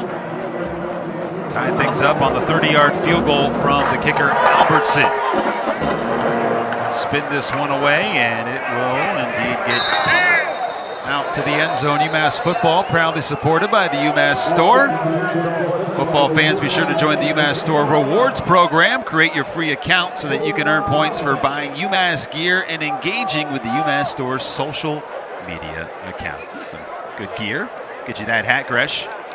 You look good in that. Yeah, it's like a Yosemite Sam deal, isn't it, or something like that? Like the one they used to have in the cartoons. Tri-corner cap, my friend. There you go. You know, I have a friend who wants to be a mascot so bad. Ooh, it is not an easy job, my friend. Might not have to be my friend anymore. It's a little weird. K-Ron Lynch Adams looking for some space, and he is thrown down again by who else? Lazarus Williams after a gain of maybe 1. Well, New Mexico State has really come out here in this third quarter and kind of grabbed control of this football game. A 3 and out offensively and a couple of big chunk plays on offense that lead to a field goal. And, from the UMass end, normally you give up 2 plays, and then in years past it's been give up the touchdown. So for them, it's the field goal, keep it tied. But New Mexico State clearly has the momentum here coming out at halftime. Olsen got to throw deep. First shot of the day. This one is intercepted. Dumas with his 2nd pick of the game. 3rd of the season. And that momentum indeed shifting towards the Aggies. Well, trying to push the ball down the field to Cam Sullivan-Brown, and you can see the pocket is pretty clean, and this ball just comes out wobbly. Dumas makes the interception, and that did not appear to be They not hang on to it. Did he hang on to it? Well, we got the ball spotted here at the 26-yard line, and it looked like, you didn't see the official right there. They blew that down as if it's an interception. 3rd and 9. I guess UMass will catch a break here. Olsen throws over the middle, incomplete, double coverage, looking for Josiah Johnson. Not sure exactly what transpired there from Dumas. It looked like he had it. I thought with Dumas, the ball, his hand is under the ball right here, and you can see that. To me, it looks like I didn't see the ball really touch the ground. It felt like the left hand of Dumas was on that football, and you can see he's kind of barking on the sideline thinking, man, that was an interception, and I had one taken away from me. But regardless, New Mexico State defensively does the job, forcing another UMass punt. Another 3 and out, and we're looking at similar field position had the interception been called. This one bobbled, and Najee Logan there again to throw down Dixon after a punt of 39 yards. Well, and again, we had both these teams woofing in the first half at each other. Najee Logan right there standing over Lawrence Dixon after making that tackle. Looked like one of the officials might have said something to him. I'll tell you what, I thought that, again, I know we zapruder the heck out of all these things now. His hangnail wasn't on the ball or whatever, but it felt like... It looked like a pick. It felt like the hand was under the ball and it moved a little bit. But he kept never it lost up possession of it. That's exactly right. Kept it up off the ground. You're absolutely right. Well, we play on here with 9:01 to go. A very quick possession for the Minutemen, and the Aggies are in good shape here with the ball in the 36. That penalty coming up. We talked about the issues for both teams. Wow. Illegal snap. The false start. 56. Offense. 5-yard New Mexico penalty. State. Looking at these penalties, starting to rack up now. 9 penalties over 60 yards for the Aggies. And as we talked about, it puts your offense, which has, again, not been all that grand this year, behind the sticks. Star Thomas, the running back here for Pavia, 3 of 6 through the air. They'll roll him out of the pocket. Pavia takes a shot downfield, and it is knocked away. A flag late, however, looking for Terrell Warner. Josh Wallace on the coverage.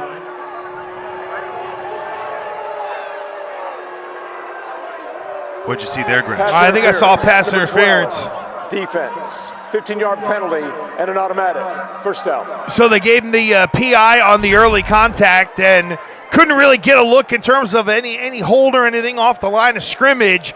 Pavia gets the ball down the field. He's hanging on to the left arm there. You can't be doing that against Terrell Warner. And you can see grabbing onto the arm. Josh Wallace, the junior corner, he and Jordan Mahoney have had a lot of footballs thrown their way this year, and overall, those guys have played pretty well. UMass 8 interceptions as a team. Wallace had a big one against Buffalo. Minutemen bring pressure. Pavia gets tripped up, and he loses a couple. Let's send it down to the sidelines with Matt Goldstein. Goldie. Thanks, Shane. Bad news for UMass defensively. Tanner Davis, who got hurt with about 2 minutes left in the first half, right at that moment, he went straight into the locker room. He's come back out onto the sideline. He has a sweatshirt on over his shoulder pads. He will not return. All right, thanks for that update. Davis has been a key to this defense over the last couple of years for UMass. 2nd and 12 after Minutemen brought the pressure on Pavia, who's also had the big run for 48 yards. Out of New Mexico Military Institute. Albuquerque native, Pavia. Taking over for Frakes. As the pocket throws over the middle, complete at the 41-yard line, and a flag comes in as well. A first down here on the pickup to Justin Powers. And it looks like we're going to get a personal foul on UMass defensively as Powers' helmet came off there at the end of the play. Personal foul, face mask, defense number 7, 15-yard penalty. Automatic first down. Jordan Mahoney. Mahoney. His helmet came off is not required to leave the game for one play because his helmet came off as the direct result of the foul. Trying to rip out the football, ends up ripping his helmet off, so Powers will not have to leave the field. Add 15 to it, and you can see UMass they're spiraling out of control. Starting here. to fall apart Yep. a little bit right here, Jay. You're exactly right, and we have seen this from the Minutemen before. This has been the script for many seasons here in Amherst, and that guy Don Brown has got to figure out how to get his defense to play aggressive but not reckless or careless. Offenses look different with Pavia. No question.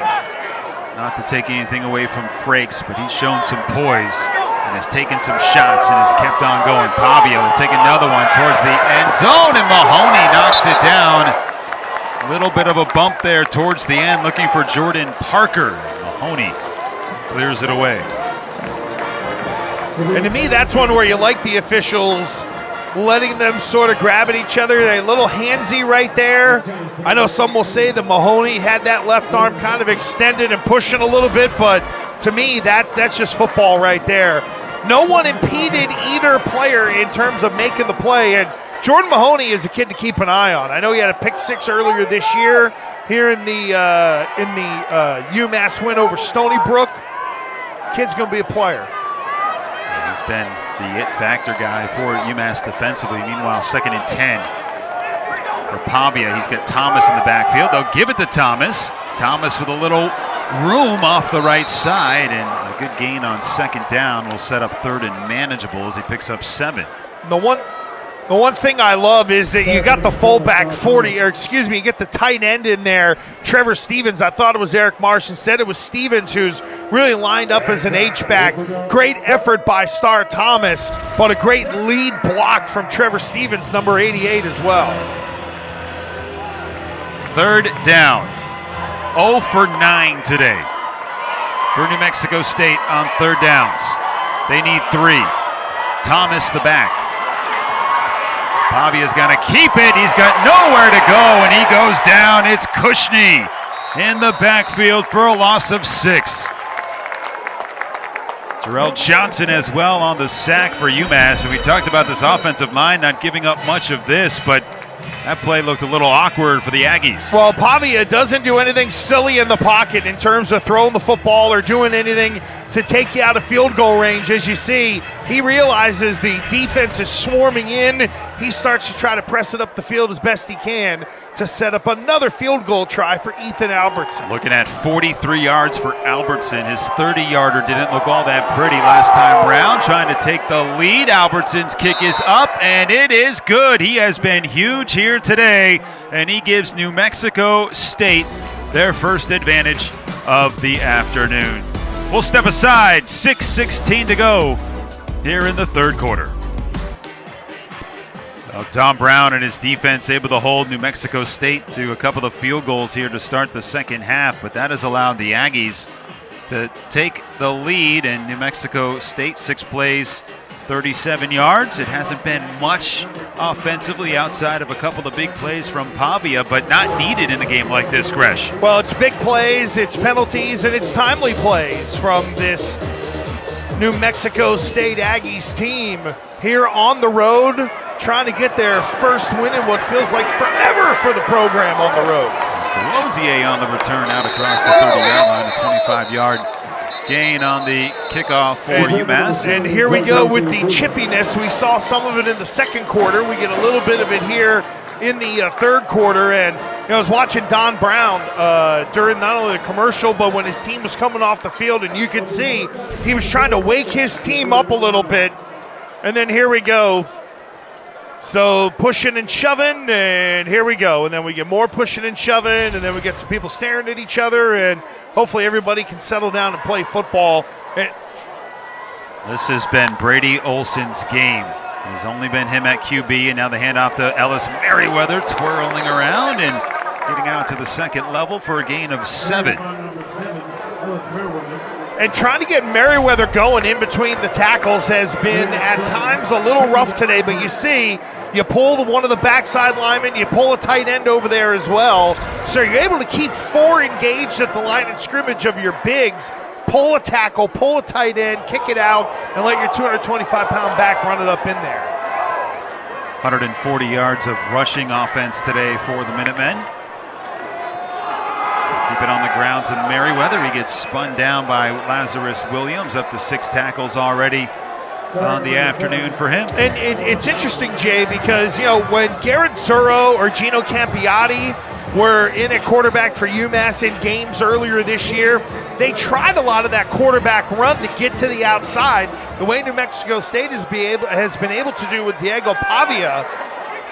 And yet that's out of the offense, but we haven't seen the passing game come along today for the Minutemen. UMass 1 of 9 on third down conversions, and not sure if they got enough here on the handoff to Merriweather. Yeah, both teams on third down today have left a lot to be desired on offense, and we are going to get a first down here for UMass, so we can chalk another one up. So we got 2 third down conversions today between these two teams. It's not exactly the way they draw it up, but at 16-13, it hasn't slowed either team necessarily just yet. That's where the penalties have come into play for the drive extenders. You'll take it if you're Massachusetts. Favorite target today has been Josiah Johnson, actually, with 3 receptions for 19 yards. We'll see if UMass goes to the air on first down from the 41-yard line. Olsen takes the high snap, right up the gut again. Oh, nowhere to go. This was the plan for Massachusetts. Keep the ball on the ground, grind it out.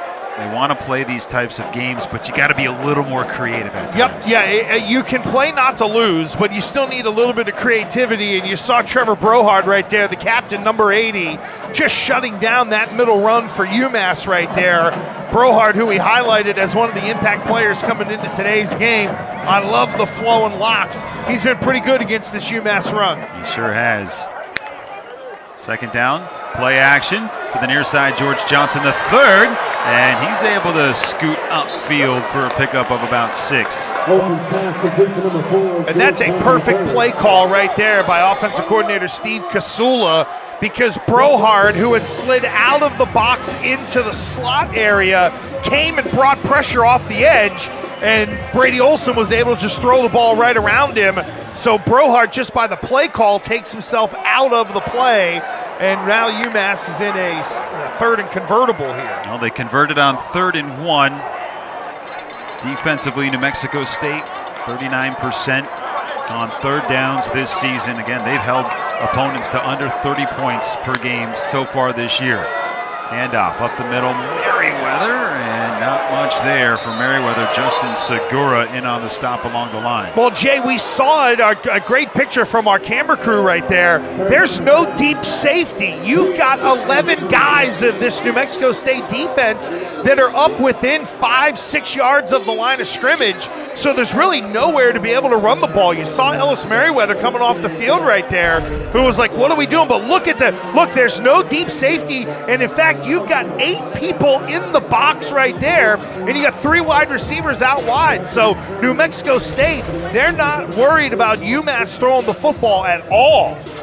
I really wish we had a telestrator, because you were right up on the monitor counting the guys and checking them off. I want to make sure I don't miss anybody.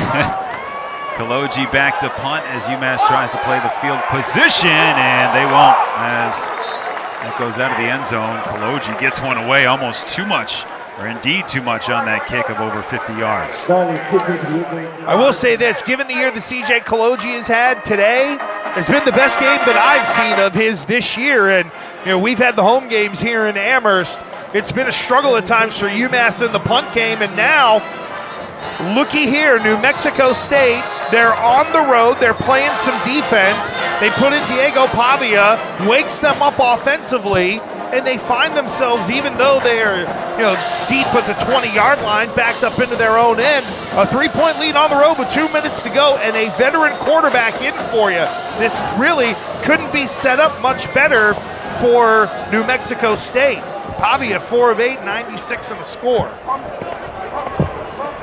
Play action, throwing down the sideline, and it is incomplete. Another penalty flag coming in on the UMass defensive backs, and that's Wallace yet again. Need to get a look at this one again. Just on initial watch here live, it felt like a tough call. Penalty and an automatic first down. Pavia in the pocket. The grab of the jersey is what I missed, and you're going to get nailed on that every time because you're impeding the offensive player's ability to come back for the ball. So a clear grab right there. At first, I was like, wait a minute. Then when you go inside and look, you can see that jersey tug. That's a free 15 there for New Mexico State against Josh Wallace, who, again, with another penalty. I mean, why not keep testing him at this point if you're New Mexico State? If he's going to get handsy, keep throwing it his way. And now UMass will call their second timeout of the half with 1:54 to go. So Don Brown wants to talk it over with his guys. And, if you're New Mexico State, a field goal here, that feels like a touchdown the way that the UMass offense has sputtered over the last quarter and a half. No question. And, again, coming out at halftime, Jerry Kill told our Matt Goldstein that, hey, he was geeked about the way his defense played, and they've really picked it up here in this second half. Are you concerned if you're Massachusetts on having to burn 2 timeouts and you're still in the third quarter in this game you feel like is going to come down to the wire? Yeah, and here's the reason I'm not. It's because the defensive coordinator / head coach is the one who's calling them. And given the way that UMass plays the game, they lean really hard on their defense. I'm okay with that. It's almost inverted the way it normally is, right? Where you have an offensive-minded coach who would call those timeouts for offense. Well, here it's on the other side, and there's a guy, Jerry Kill, who, talk about turning around a program. Southern Illinois, Northern Illinois, in the Big Ten in Minnesota. Guy knows how to build a program. He sure does. Just beginning here against New Mexico for New Mexico State. 1st and 10 from the 35 after the penalty. Here comes pressure on Pavia. He's going to let it go deep, looking for Powers, and he's got it at the 30-yard line. 2 defenders around him. Pavia gets it gone, and it is New Mexico State with a 38-yard pickup. Well, once again, it's Justice Powers matched up against Josh Wallace, and we said if you're New Mexico State, keep testing Wallace as a corner, and he kind of loses Powers.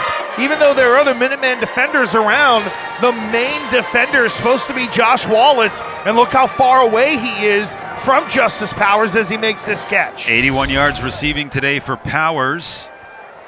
And into field goal territory here. Pavia gets taken down. Billy Wooden grabs him around the ankles for a loss of 1. Boy, and they needed that because that right there was actually quarterback option with the ability to pitch. You take a look at it one more time, you saw Jamani Jones, who was keeping the pitch integrity on the outside. So now we're kind of seeing the next layer from this New Mexico State offense and their offensive coordinator, Tim Beck, in terms of using Diego Pavia's legs to get this offense and keep this offense rolling.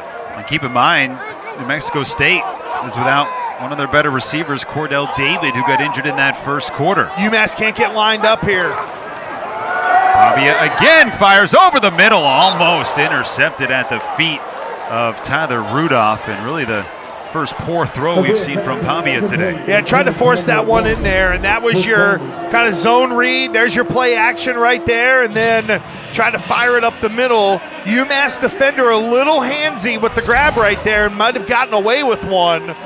But this is what UMass has desperately needed here in this third quarter, a long third down. Do you try to just get a few yards and give Albertson some easier room to work with at the field goal spot, or do you just try to pick up the first down? Well, I was going to say I'd try to go quarterback run for Pavia, but they're in empty, so I don't know if you can really do that unless it's a pure QB draw. 3rd and 12. UMass applying pressure, and down he goes. It's Schofield, the Milton native, with the sack, a loss of 8. And that might bring New Mexico State out of field goal range. Well, that was really the danger right there of dropping back to throw like that, is that if you give up the sack, you're probably taking yourself out of field goal range. And New Mexico State have been great at protecting the quarterback all season long, and this UMass defense has been able to get through on them today. That'll take us to the end of the third quarter. First career sack for Schofield.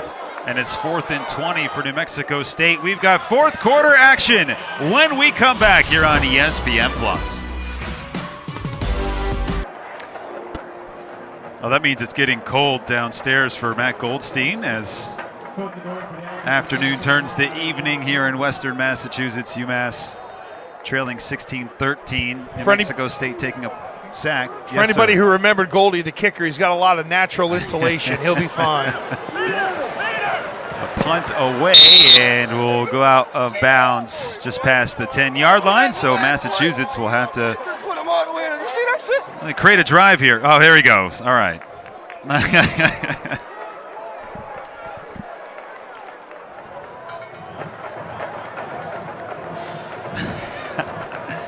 They had hot dogs here. We have hot dogs up here in the press box. No, listen, since I've been 15 years old, I've been over 300 pounds. So, not much has changed for me. We'll see. Goldie must like it, though. The New Mexico State has a large kicker. Albertson has been money today, too. Yep. Hand off to Kayron Lynch-Adams right up the middle, and he's got nowhere to go. Ripped down by Kirkland. Jay, in all seriousness, how big is this lead right now for New Mexico State? New Mexico State on the road, they've lost 21 straight road contests, tied for the longest losing streak in the country with, believe it or not, the team they're playing, the UMass Minutemen. So this is massive for Jerry Kill right now in his first year as the head coach of the Aggies. Got to try to reverse those trends. Offense, 12 players in formation. 5-yard penalty. Second out. Illegal substitution here for UMass, and this is again. You can't. We're week 8, 9 of the season. I mean, that stuff really shouldn't be happening. Can't be happening. And here it is again. Who's counting? Can somebody count? Too many tight ends. Palata at the tight end position, unsure, along with Jacob Orlando. So New Mexico State feeling good as they dig in defensively here to start the fourth quarter. And throw downfield. It's Jaquan Gibson across the 25 out to the 27-yard line, and a first down for Massachusetts on the longest pass play of the day. And Jay, the first time you said the name Jaquan Gibson, the freshman, and he just finds a spot in the zone and is able to sit down, and that's a really good throw right there from Brady Olson. Third catch of the year for the freshman, true freshman, Jaquan Gibson out of Palmetto Prep. Mexico State only allowing 375 yards of offense, 194 through the air. Better pass defenses, and now Olsen's got to keep it for the first time today, and Olsen gets tripped up trying to split a pair of defenders, but moving the football here. And that is what UMass needs right now out of this offense and out of this quarterback, is the ability to make some play with his legs. Josiah Johnson with the block on the outside. Make sure to take care of the football, Brady Olson, but a nice job there on the edge by the quarterback, something we haven't seen really today out of this youngster. Dumas on the tackle, and now you're looking at second and short from the 36-yard line. Here's an opportunity to run play action right now. They're going to hand it off to Kayron Lynch-Adams, trying to get to the outside, and dropped down by Ojo. That's enough for the first down. So there's a play right there on 2nd and 1 with Lynch-Adams in the game. And you got a quarterback who can sling it a little bit. You got trips to the right. You got 3 wide receivers. Everybody in the stadium's thinking run. That's where you pull it and try to crease one. Maybe not down the field, but hit a quick slant route and let somebody try to make a play. That's if you're playing not to lose. Or playing to win, excuse me. 11 of 18, and now Lynch-Adams goes down to the backfield. He didn't have the ball, however. Brady Olson was trying to hit George Johnson III. Lynch-Adams took a shot, and UMass will have an incomplete pass here. Yeah, Donovan King wiped out Kayron Lynch-Adams. This is a heavy hit and a great play fake as well. Thinking, and actually King was just around the area. It was on the backside. It was number 10, Lazarus Williams. Kayron Adams had the big run for the touchdown for Massachusetts. 2nd and 10. Olsen throws over the middle. That's Josiah Johnson for the 4th time today. Brohard on the tackle and a gain of 5. And there you go, getting the tight end involved. That's an easy throw. 1, 2, 3, balls out. Great timing. Get it to your tight end and let him get you into a 3rd and convertible. I'll tell you, Lazarus Williams, by the way, on the other side for New Mexico State, he has played a whale of a game today. Early on, knocking passes down, things like that. When you see him bringing the thunder, he has kept the intensity up. I think left got dinged up in second, third quarter. You saw him leave quickly. He's back in there flying around, making plays up front. Williams 6 tackles today, 5 solo, 3rd and 4. Olsen has time, throws it underneath. George Johnson III trying to escape the grasp of Ojo. And do they give him enough for the first down? They do. Yep, they got it. Boy, what a play right there by not only Brady Olsen. And you can see a third down conversion. This is a great catch here. You can see extra pressure. Olsen off the back foot. Nice job by George Johnson III. Fresh set of downs here for UMass on the move. Massachusetts, just that touchdown, the big play. And Kayron Lynch Adams back in the second quarter. Mexico State has owned the second half so far. And they'll go right up the middle to Ellis Merriweather, twirling across the 50. And a good gain for UMass on first down. That's 4 yards for Merriweather. And again, you heard a lot of whistles there because a little push in, a little shoving. Hasn't been as antagonistic as it was in the first half of this game, though, Jay, where we had a couple of unsportsmanlike penalties, a face mask as well. Looked like one of the officials telling Chris Ojo there, okay, calm down now. Well, I go back to that play where UMass had the running back for New Mexico State stood up and they let the play continue. Right. And that also fosters kind of guys playing to the whistle. Olsen throws near side off the hands of Cam Sullivan-Brown. Wide open. Hit him in the hands. Good throw by Brady Olsen. Got to make that catch. The ball's a skosh high. But again, if you can put 2 hands on it like that, you got to be able to make that catch. And now right back into the down of devastation today. Look at this on third down. 0 for 11 and 3 of 12. Cam Sullivan-Brown coming back after missing the last 3 weeks. A couple of catches today in his return. New Mexico State trying to dig down defensively here. Jay, quickly, no safety back once again. Third and medium here, no safety back for New Mexico State. They're all playing run. I'll go right up the middle to Merriweather, and he gets a few, but not enough, a pickup of 3. And that's where UMass has to recognize. We're getting that look. We're getting people up near the line of scrimmage. You got to try to do something else there, even if it's a quarterback boot, something like that. And now we're going to get another punt from UMass. But the coaches are going to have to pick up on that. On that third down, they're just crowding the line of scrimmage. Got to let Brady Olsen do something or try to work a 2 or 3 man route to the wide side of the field, quick screen, something to take advantage of New Mexico State just selling out for the run. Fans wanted UMass to go for it at 4th and 3. Minutemen will play that field possession game yet again. And a fair catch called for at the 11-yard line, so a better punt this time for Kaloji. 34 yards will keep it out of the end zone. Aggies will take over when we come.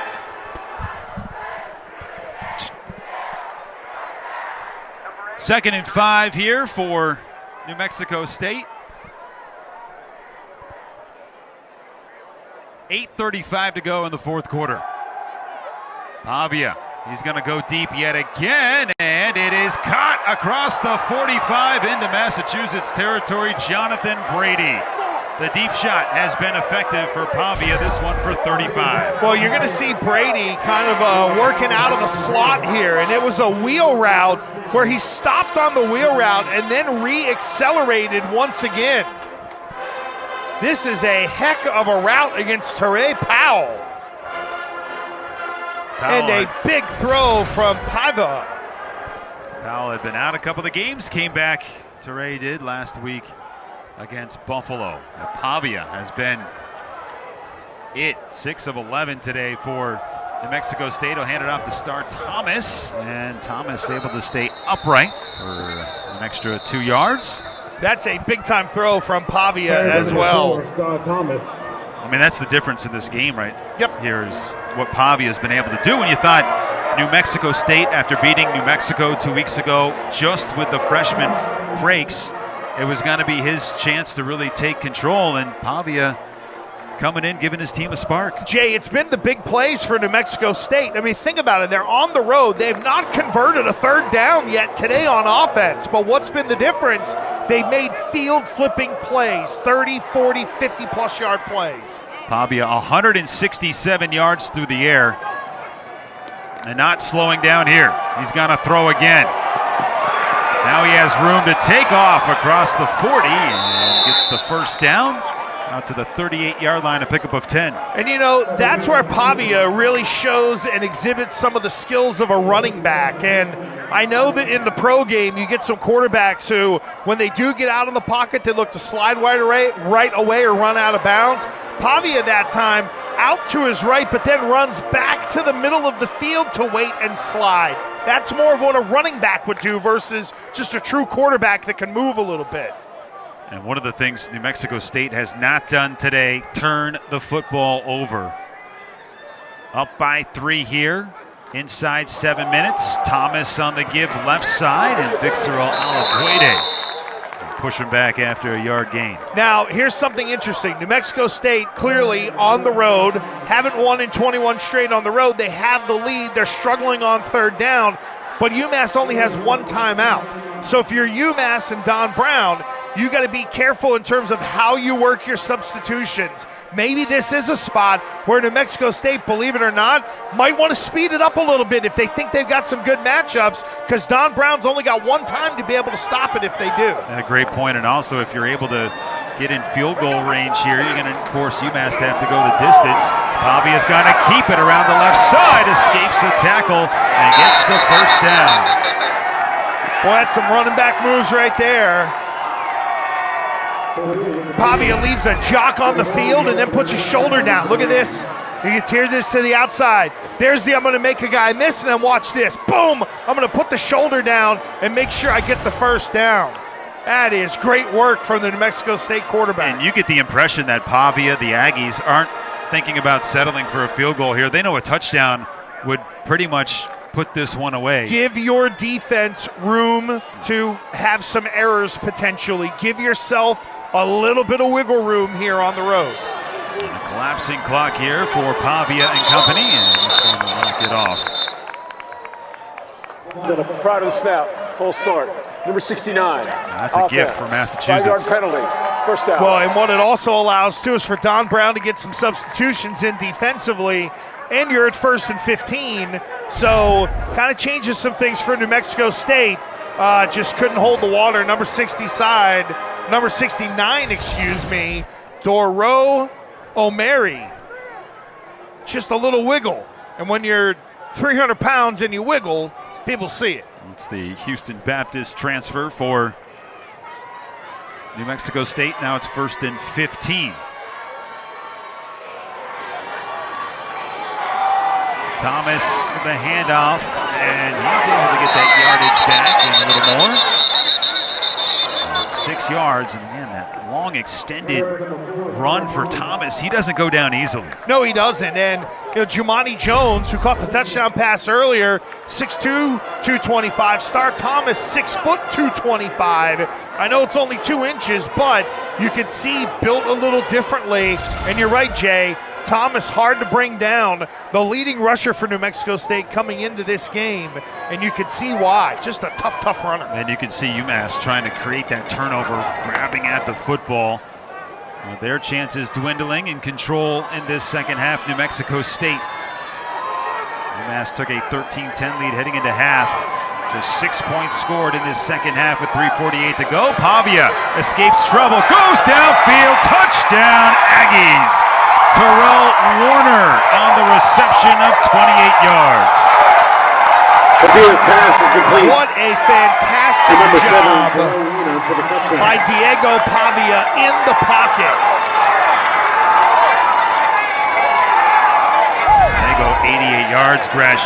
And you can see the play action pump, and I think that might have been a design play for Pavia to flip it out, and instead recognized it wasn't there, looked down the field, knew where the second read was, went towards the line of scrimmage, and then pressed the ball down the field for the score.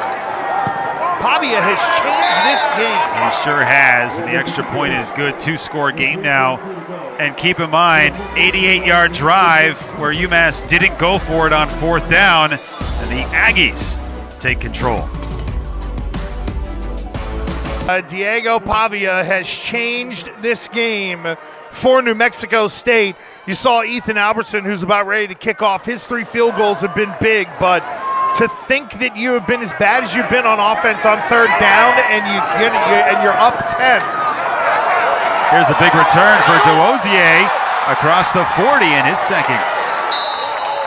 Big kickoff exchange, 37 yards. And this one, we'll take a look at the drive summary on that last one from New Mexico State, brought to you by UMass 5 College Credit Union, the official credit union of the UMass Athletics. UMass 5 College Credit Union voted best auto loan provider for consecutive years in the Daily Hampshire Gazette Reader's Choice poll.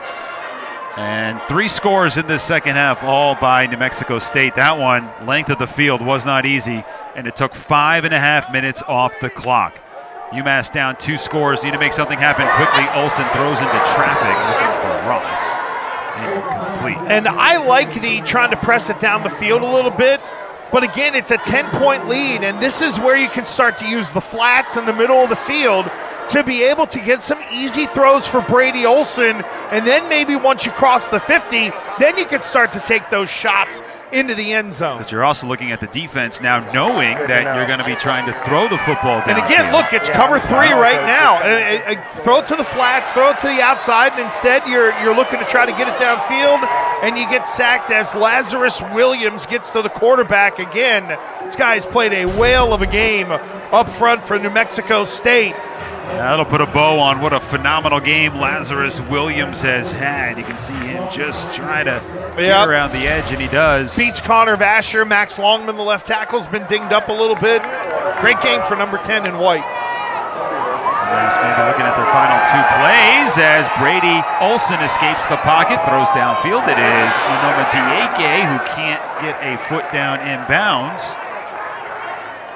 2:53 to go. It's looking bleak here for Massachusetts in what could be the first road win since 2018 here for the Aggies. Yeah, and you can just see a lot of deep routes down the field, but nothing short. No outlets, nothing easy for Brady Olsen to be able to just flip the football out to. And now you're in a 4th and 18, and this is why you got to chop that wood a little bit. Get to a point to where if you're 4th and 8, you got a chance. 4th and 18, you need help. 2:53 to go. 4th and 18. Jerry Kill just called a timeout on the New Mexico State sideline just to make sure he was buttoned up here on what might be the play of the game. That'll send us to a break as well. UMass. Well, there's a stat that tells you how good this New Mexico State defense has been in the passing game, and they've held UMass to 78 yards, which is actually 2 more than the Massachusetts average per game so far this season. That has been a struggle. Aggies with a couple of wins this season. They beat their rival, New Mexico. They beat Hawaii. So for New Mexico State right here, nothing silly. Don't give them a free first down. 4th and 18. George Johnson the 3rd, and he makes the catch and has the first down. Just the opposite of what you said, Gresh. Yeah, you get, actually, it's multiple wheel routes to the left side using Josiah Johnson, the tight end, in there as well. And you can see Brady Olsen is locked in on that left side. He's just waiting for him to get to the sticks and is able to get the first down. But New Mexico State pretty much guarding that first down line right there, making sure that nothing gets behind them with 2:30 to go. Down 10, 1st and 10. Olsen with the second 19-yard pass of the afternoon. They'll throw out to Ross. Not much there, and Isaac Ross just gets a couple of yards. You're going to need more than that with less time off the clock if you're UMass. Well, you are, and that's where, it's over the middle, or maybe, again, Ross was there for an outlet. So I think from the UMass end, you'll take it. You gave him an easy throw. He's able to get out of bounds, but Jay, you're right. I think this is where your tight end, to me, I'd be having some crossers over the middle and trying to get Brady Olsen an easy throw on some rubs or picks. Here comes pressure off the edge. Olsen's going to step up and run, and Ojo gets his shoulder just enough to bring him down after a pickup of 6. And you'll take that if you're UMass right here. And again, on third down, this is where you needed to have 2 plays called. New Mexico State trying to hustle to get lined up, and it looks like someone on UMass jumped offside. Prior to snap, full start. Take a look at the stats here, Gresh. 340 total yards for New Mexico State, 259 for UMass. And just a little bit of rocking back in the stance is the right guard, Xavier Graham. 10 penalties for 95 yards today for the Minutemen, 10 for 69 for the Aggies. One challenge for Don Brown to try to clean up in the month of November are all the penalties that UMass has had this year. Without a doubt, Olsen slings it, no one home.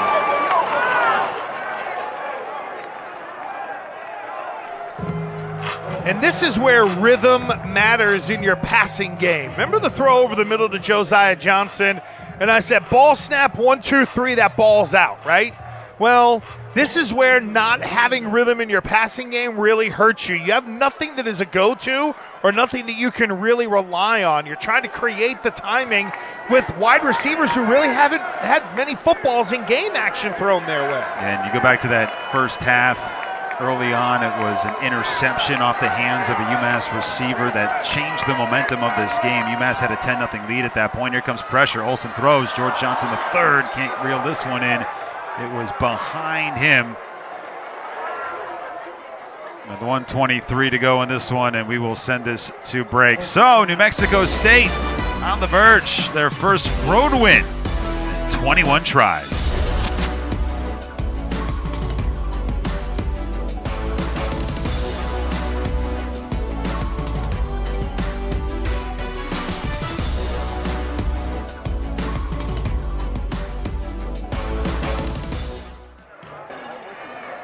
Victory formation here for New Mexico State. Let's kick it down to the sidelines with Matt Goldstein for one final thought. Goldie.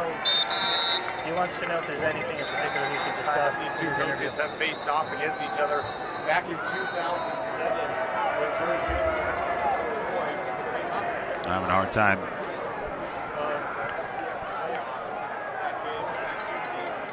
There's Coach Kill. We're going to try to grab him for a couple of words after UMass calls their last time out here.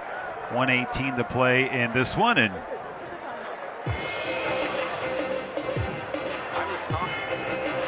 this is the athletic director of equipment operations, director of football operations for New Mexico State, one of a handful of programs with a pair of females in that role. Getting their team prepped to come all the way up here 2,300 miles away from Las Cruces. Not easy. That's a long walk. It sure is. Yeah, it is. And for New Mexico State, they break a long road winless streak. And Jerry Kill trying to build a program. He does it as an independent this year and then into Conference USA next year for New Mexico State. Yeah, and that certainly will be a boost for New Mexico State. You get the conference affiliation. You're getting a couple of other regional rivalries there in CUSA. You know, there you go, Jay. Is really what it is you know you're going to have 8 conference games. Now you can begin to fill out the rest of your schedule. You figure out your home and away. And like you said, regional rivalries, your traditional rivalries, much easier from an athletic department standpoint to be able to schedule every year when you know here are the teams I'm playing in conference. Well, we talked about this throughout this second half, but it was a 10-0 Massachusetts lead. New Mexico State made the adjustments. Field goal kicker today, and Albertson was phenomenal. And the difference maker, the junior college transfer, Diego Pavia. And a win right there for head coach Jerry Kill. Ends that dreadful 21-game road losing streak. And we're going to try to have Matt Goldstein get a couple of words with Coach Kill, and you know, they've got a difficult schedule as we talked about on the horizon. They got Lamar and then 2 big ones against Liberty and Missouri, and maybe another one thrown in there. I know they're looking for a game after last week's San Jose State game got canceled as well. So they're looking at 3-5 now. Maybe they can bump that up to 4 or 5 wins, and that's certainly a building block after going 2-10 a year ago. Big win today for New Mexico State on the road. No question, Jay. And look, They're trying to build a program, and there's a guy trying to build a program as well in Don Brown, and you can understand why they play the style of football they do. You don't want the turnovers. You're trying to limit the mistakes, but you're very limited offensively right now, and there are times where you just can't get going in the passing game offensively, and you're trying to win really solely on defense, and Don Brown's a smart guy. They're playing close. UMass was in this game, but they just got to find that extra oomph on offense to be able to get over the hump.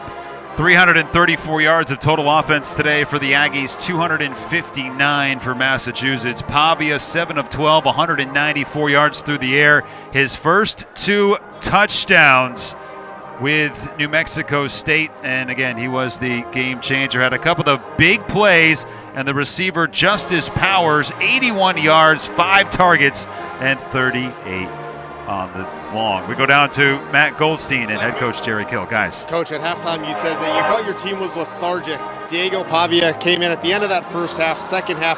What really sparked that team?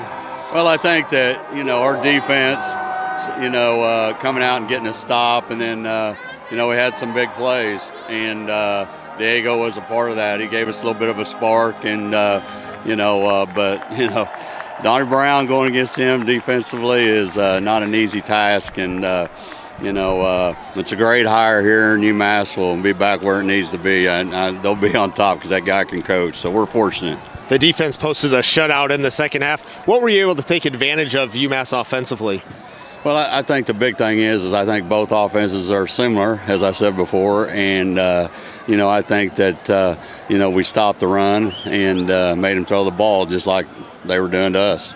And it's been since 2018, 21 straight game losing streak on the road snapped. What does that mean for you in the program? I think it's 27. It means a lot because I've never heard a team. I took it over some tough teams, but not where we hadn't went on the road in that long. All right, well, appreciate the time, Coach. Congratulations. Yeah, you got a good-looking coat too, man. All right, getting fashion tips, Matt Goldstein from head coach Jerry Kill. New Mexico State with the win today, 23-13. That'll do it for us. Gresh, as always, my man, it has been a pleasure. Huge thanks, everybody, for joining us here in Amherst throughout this telecast, including Sydney Boxell, our director, Joe Spencer, our spotter and statistician, and our producer, Stephen Fennig, taking over today. Job well done, team. Until next time, from Amherst, for Gresh, Goldstein, myself, I'm Jay Burnham saying so long, everybody.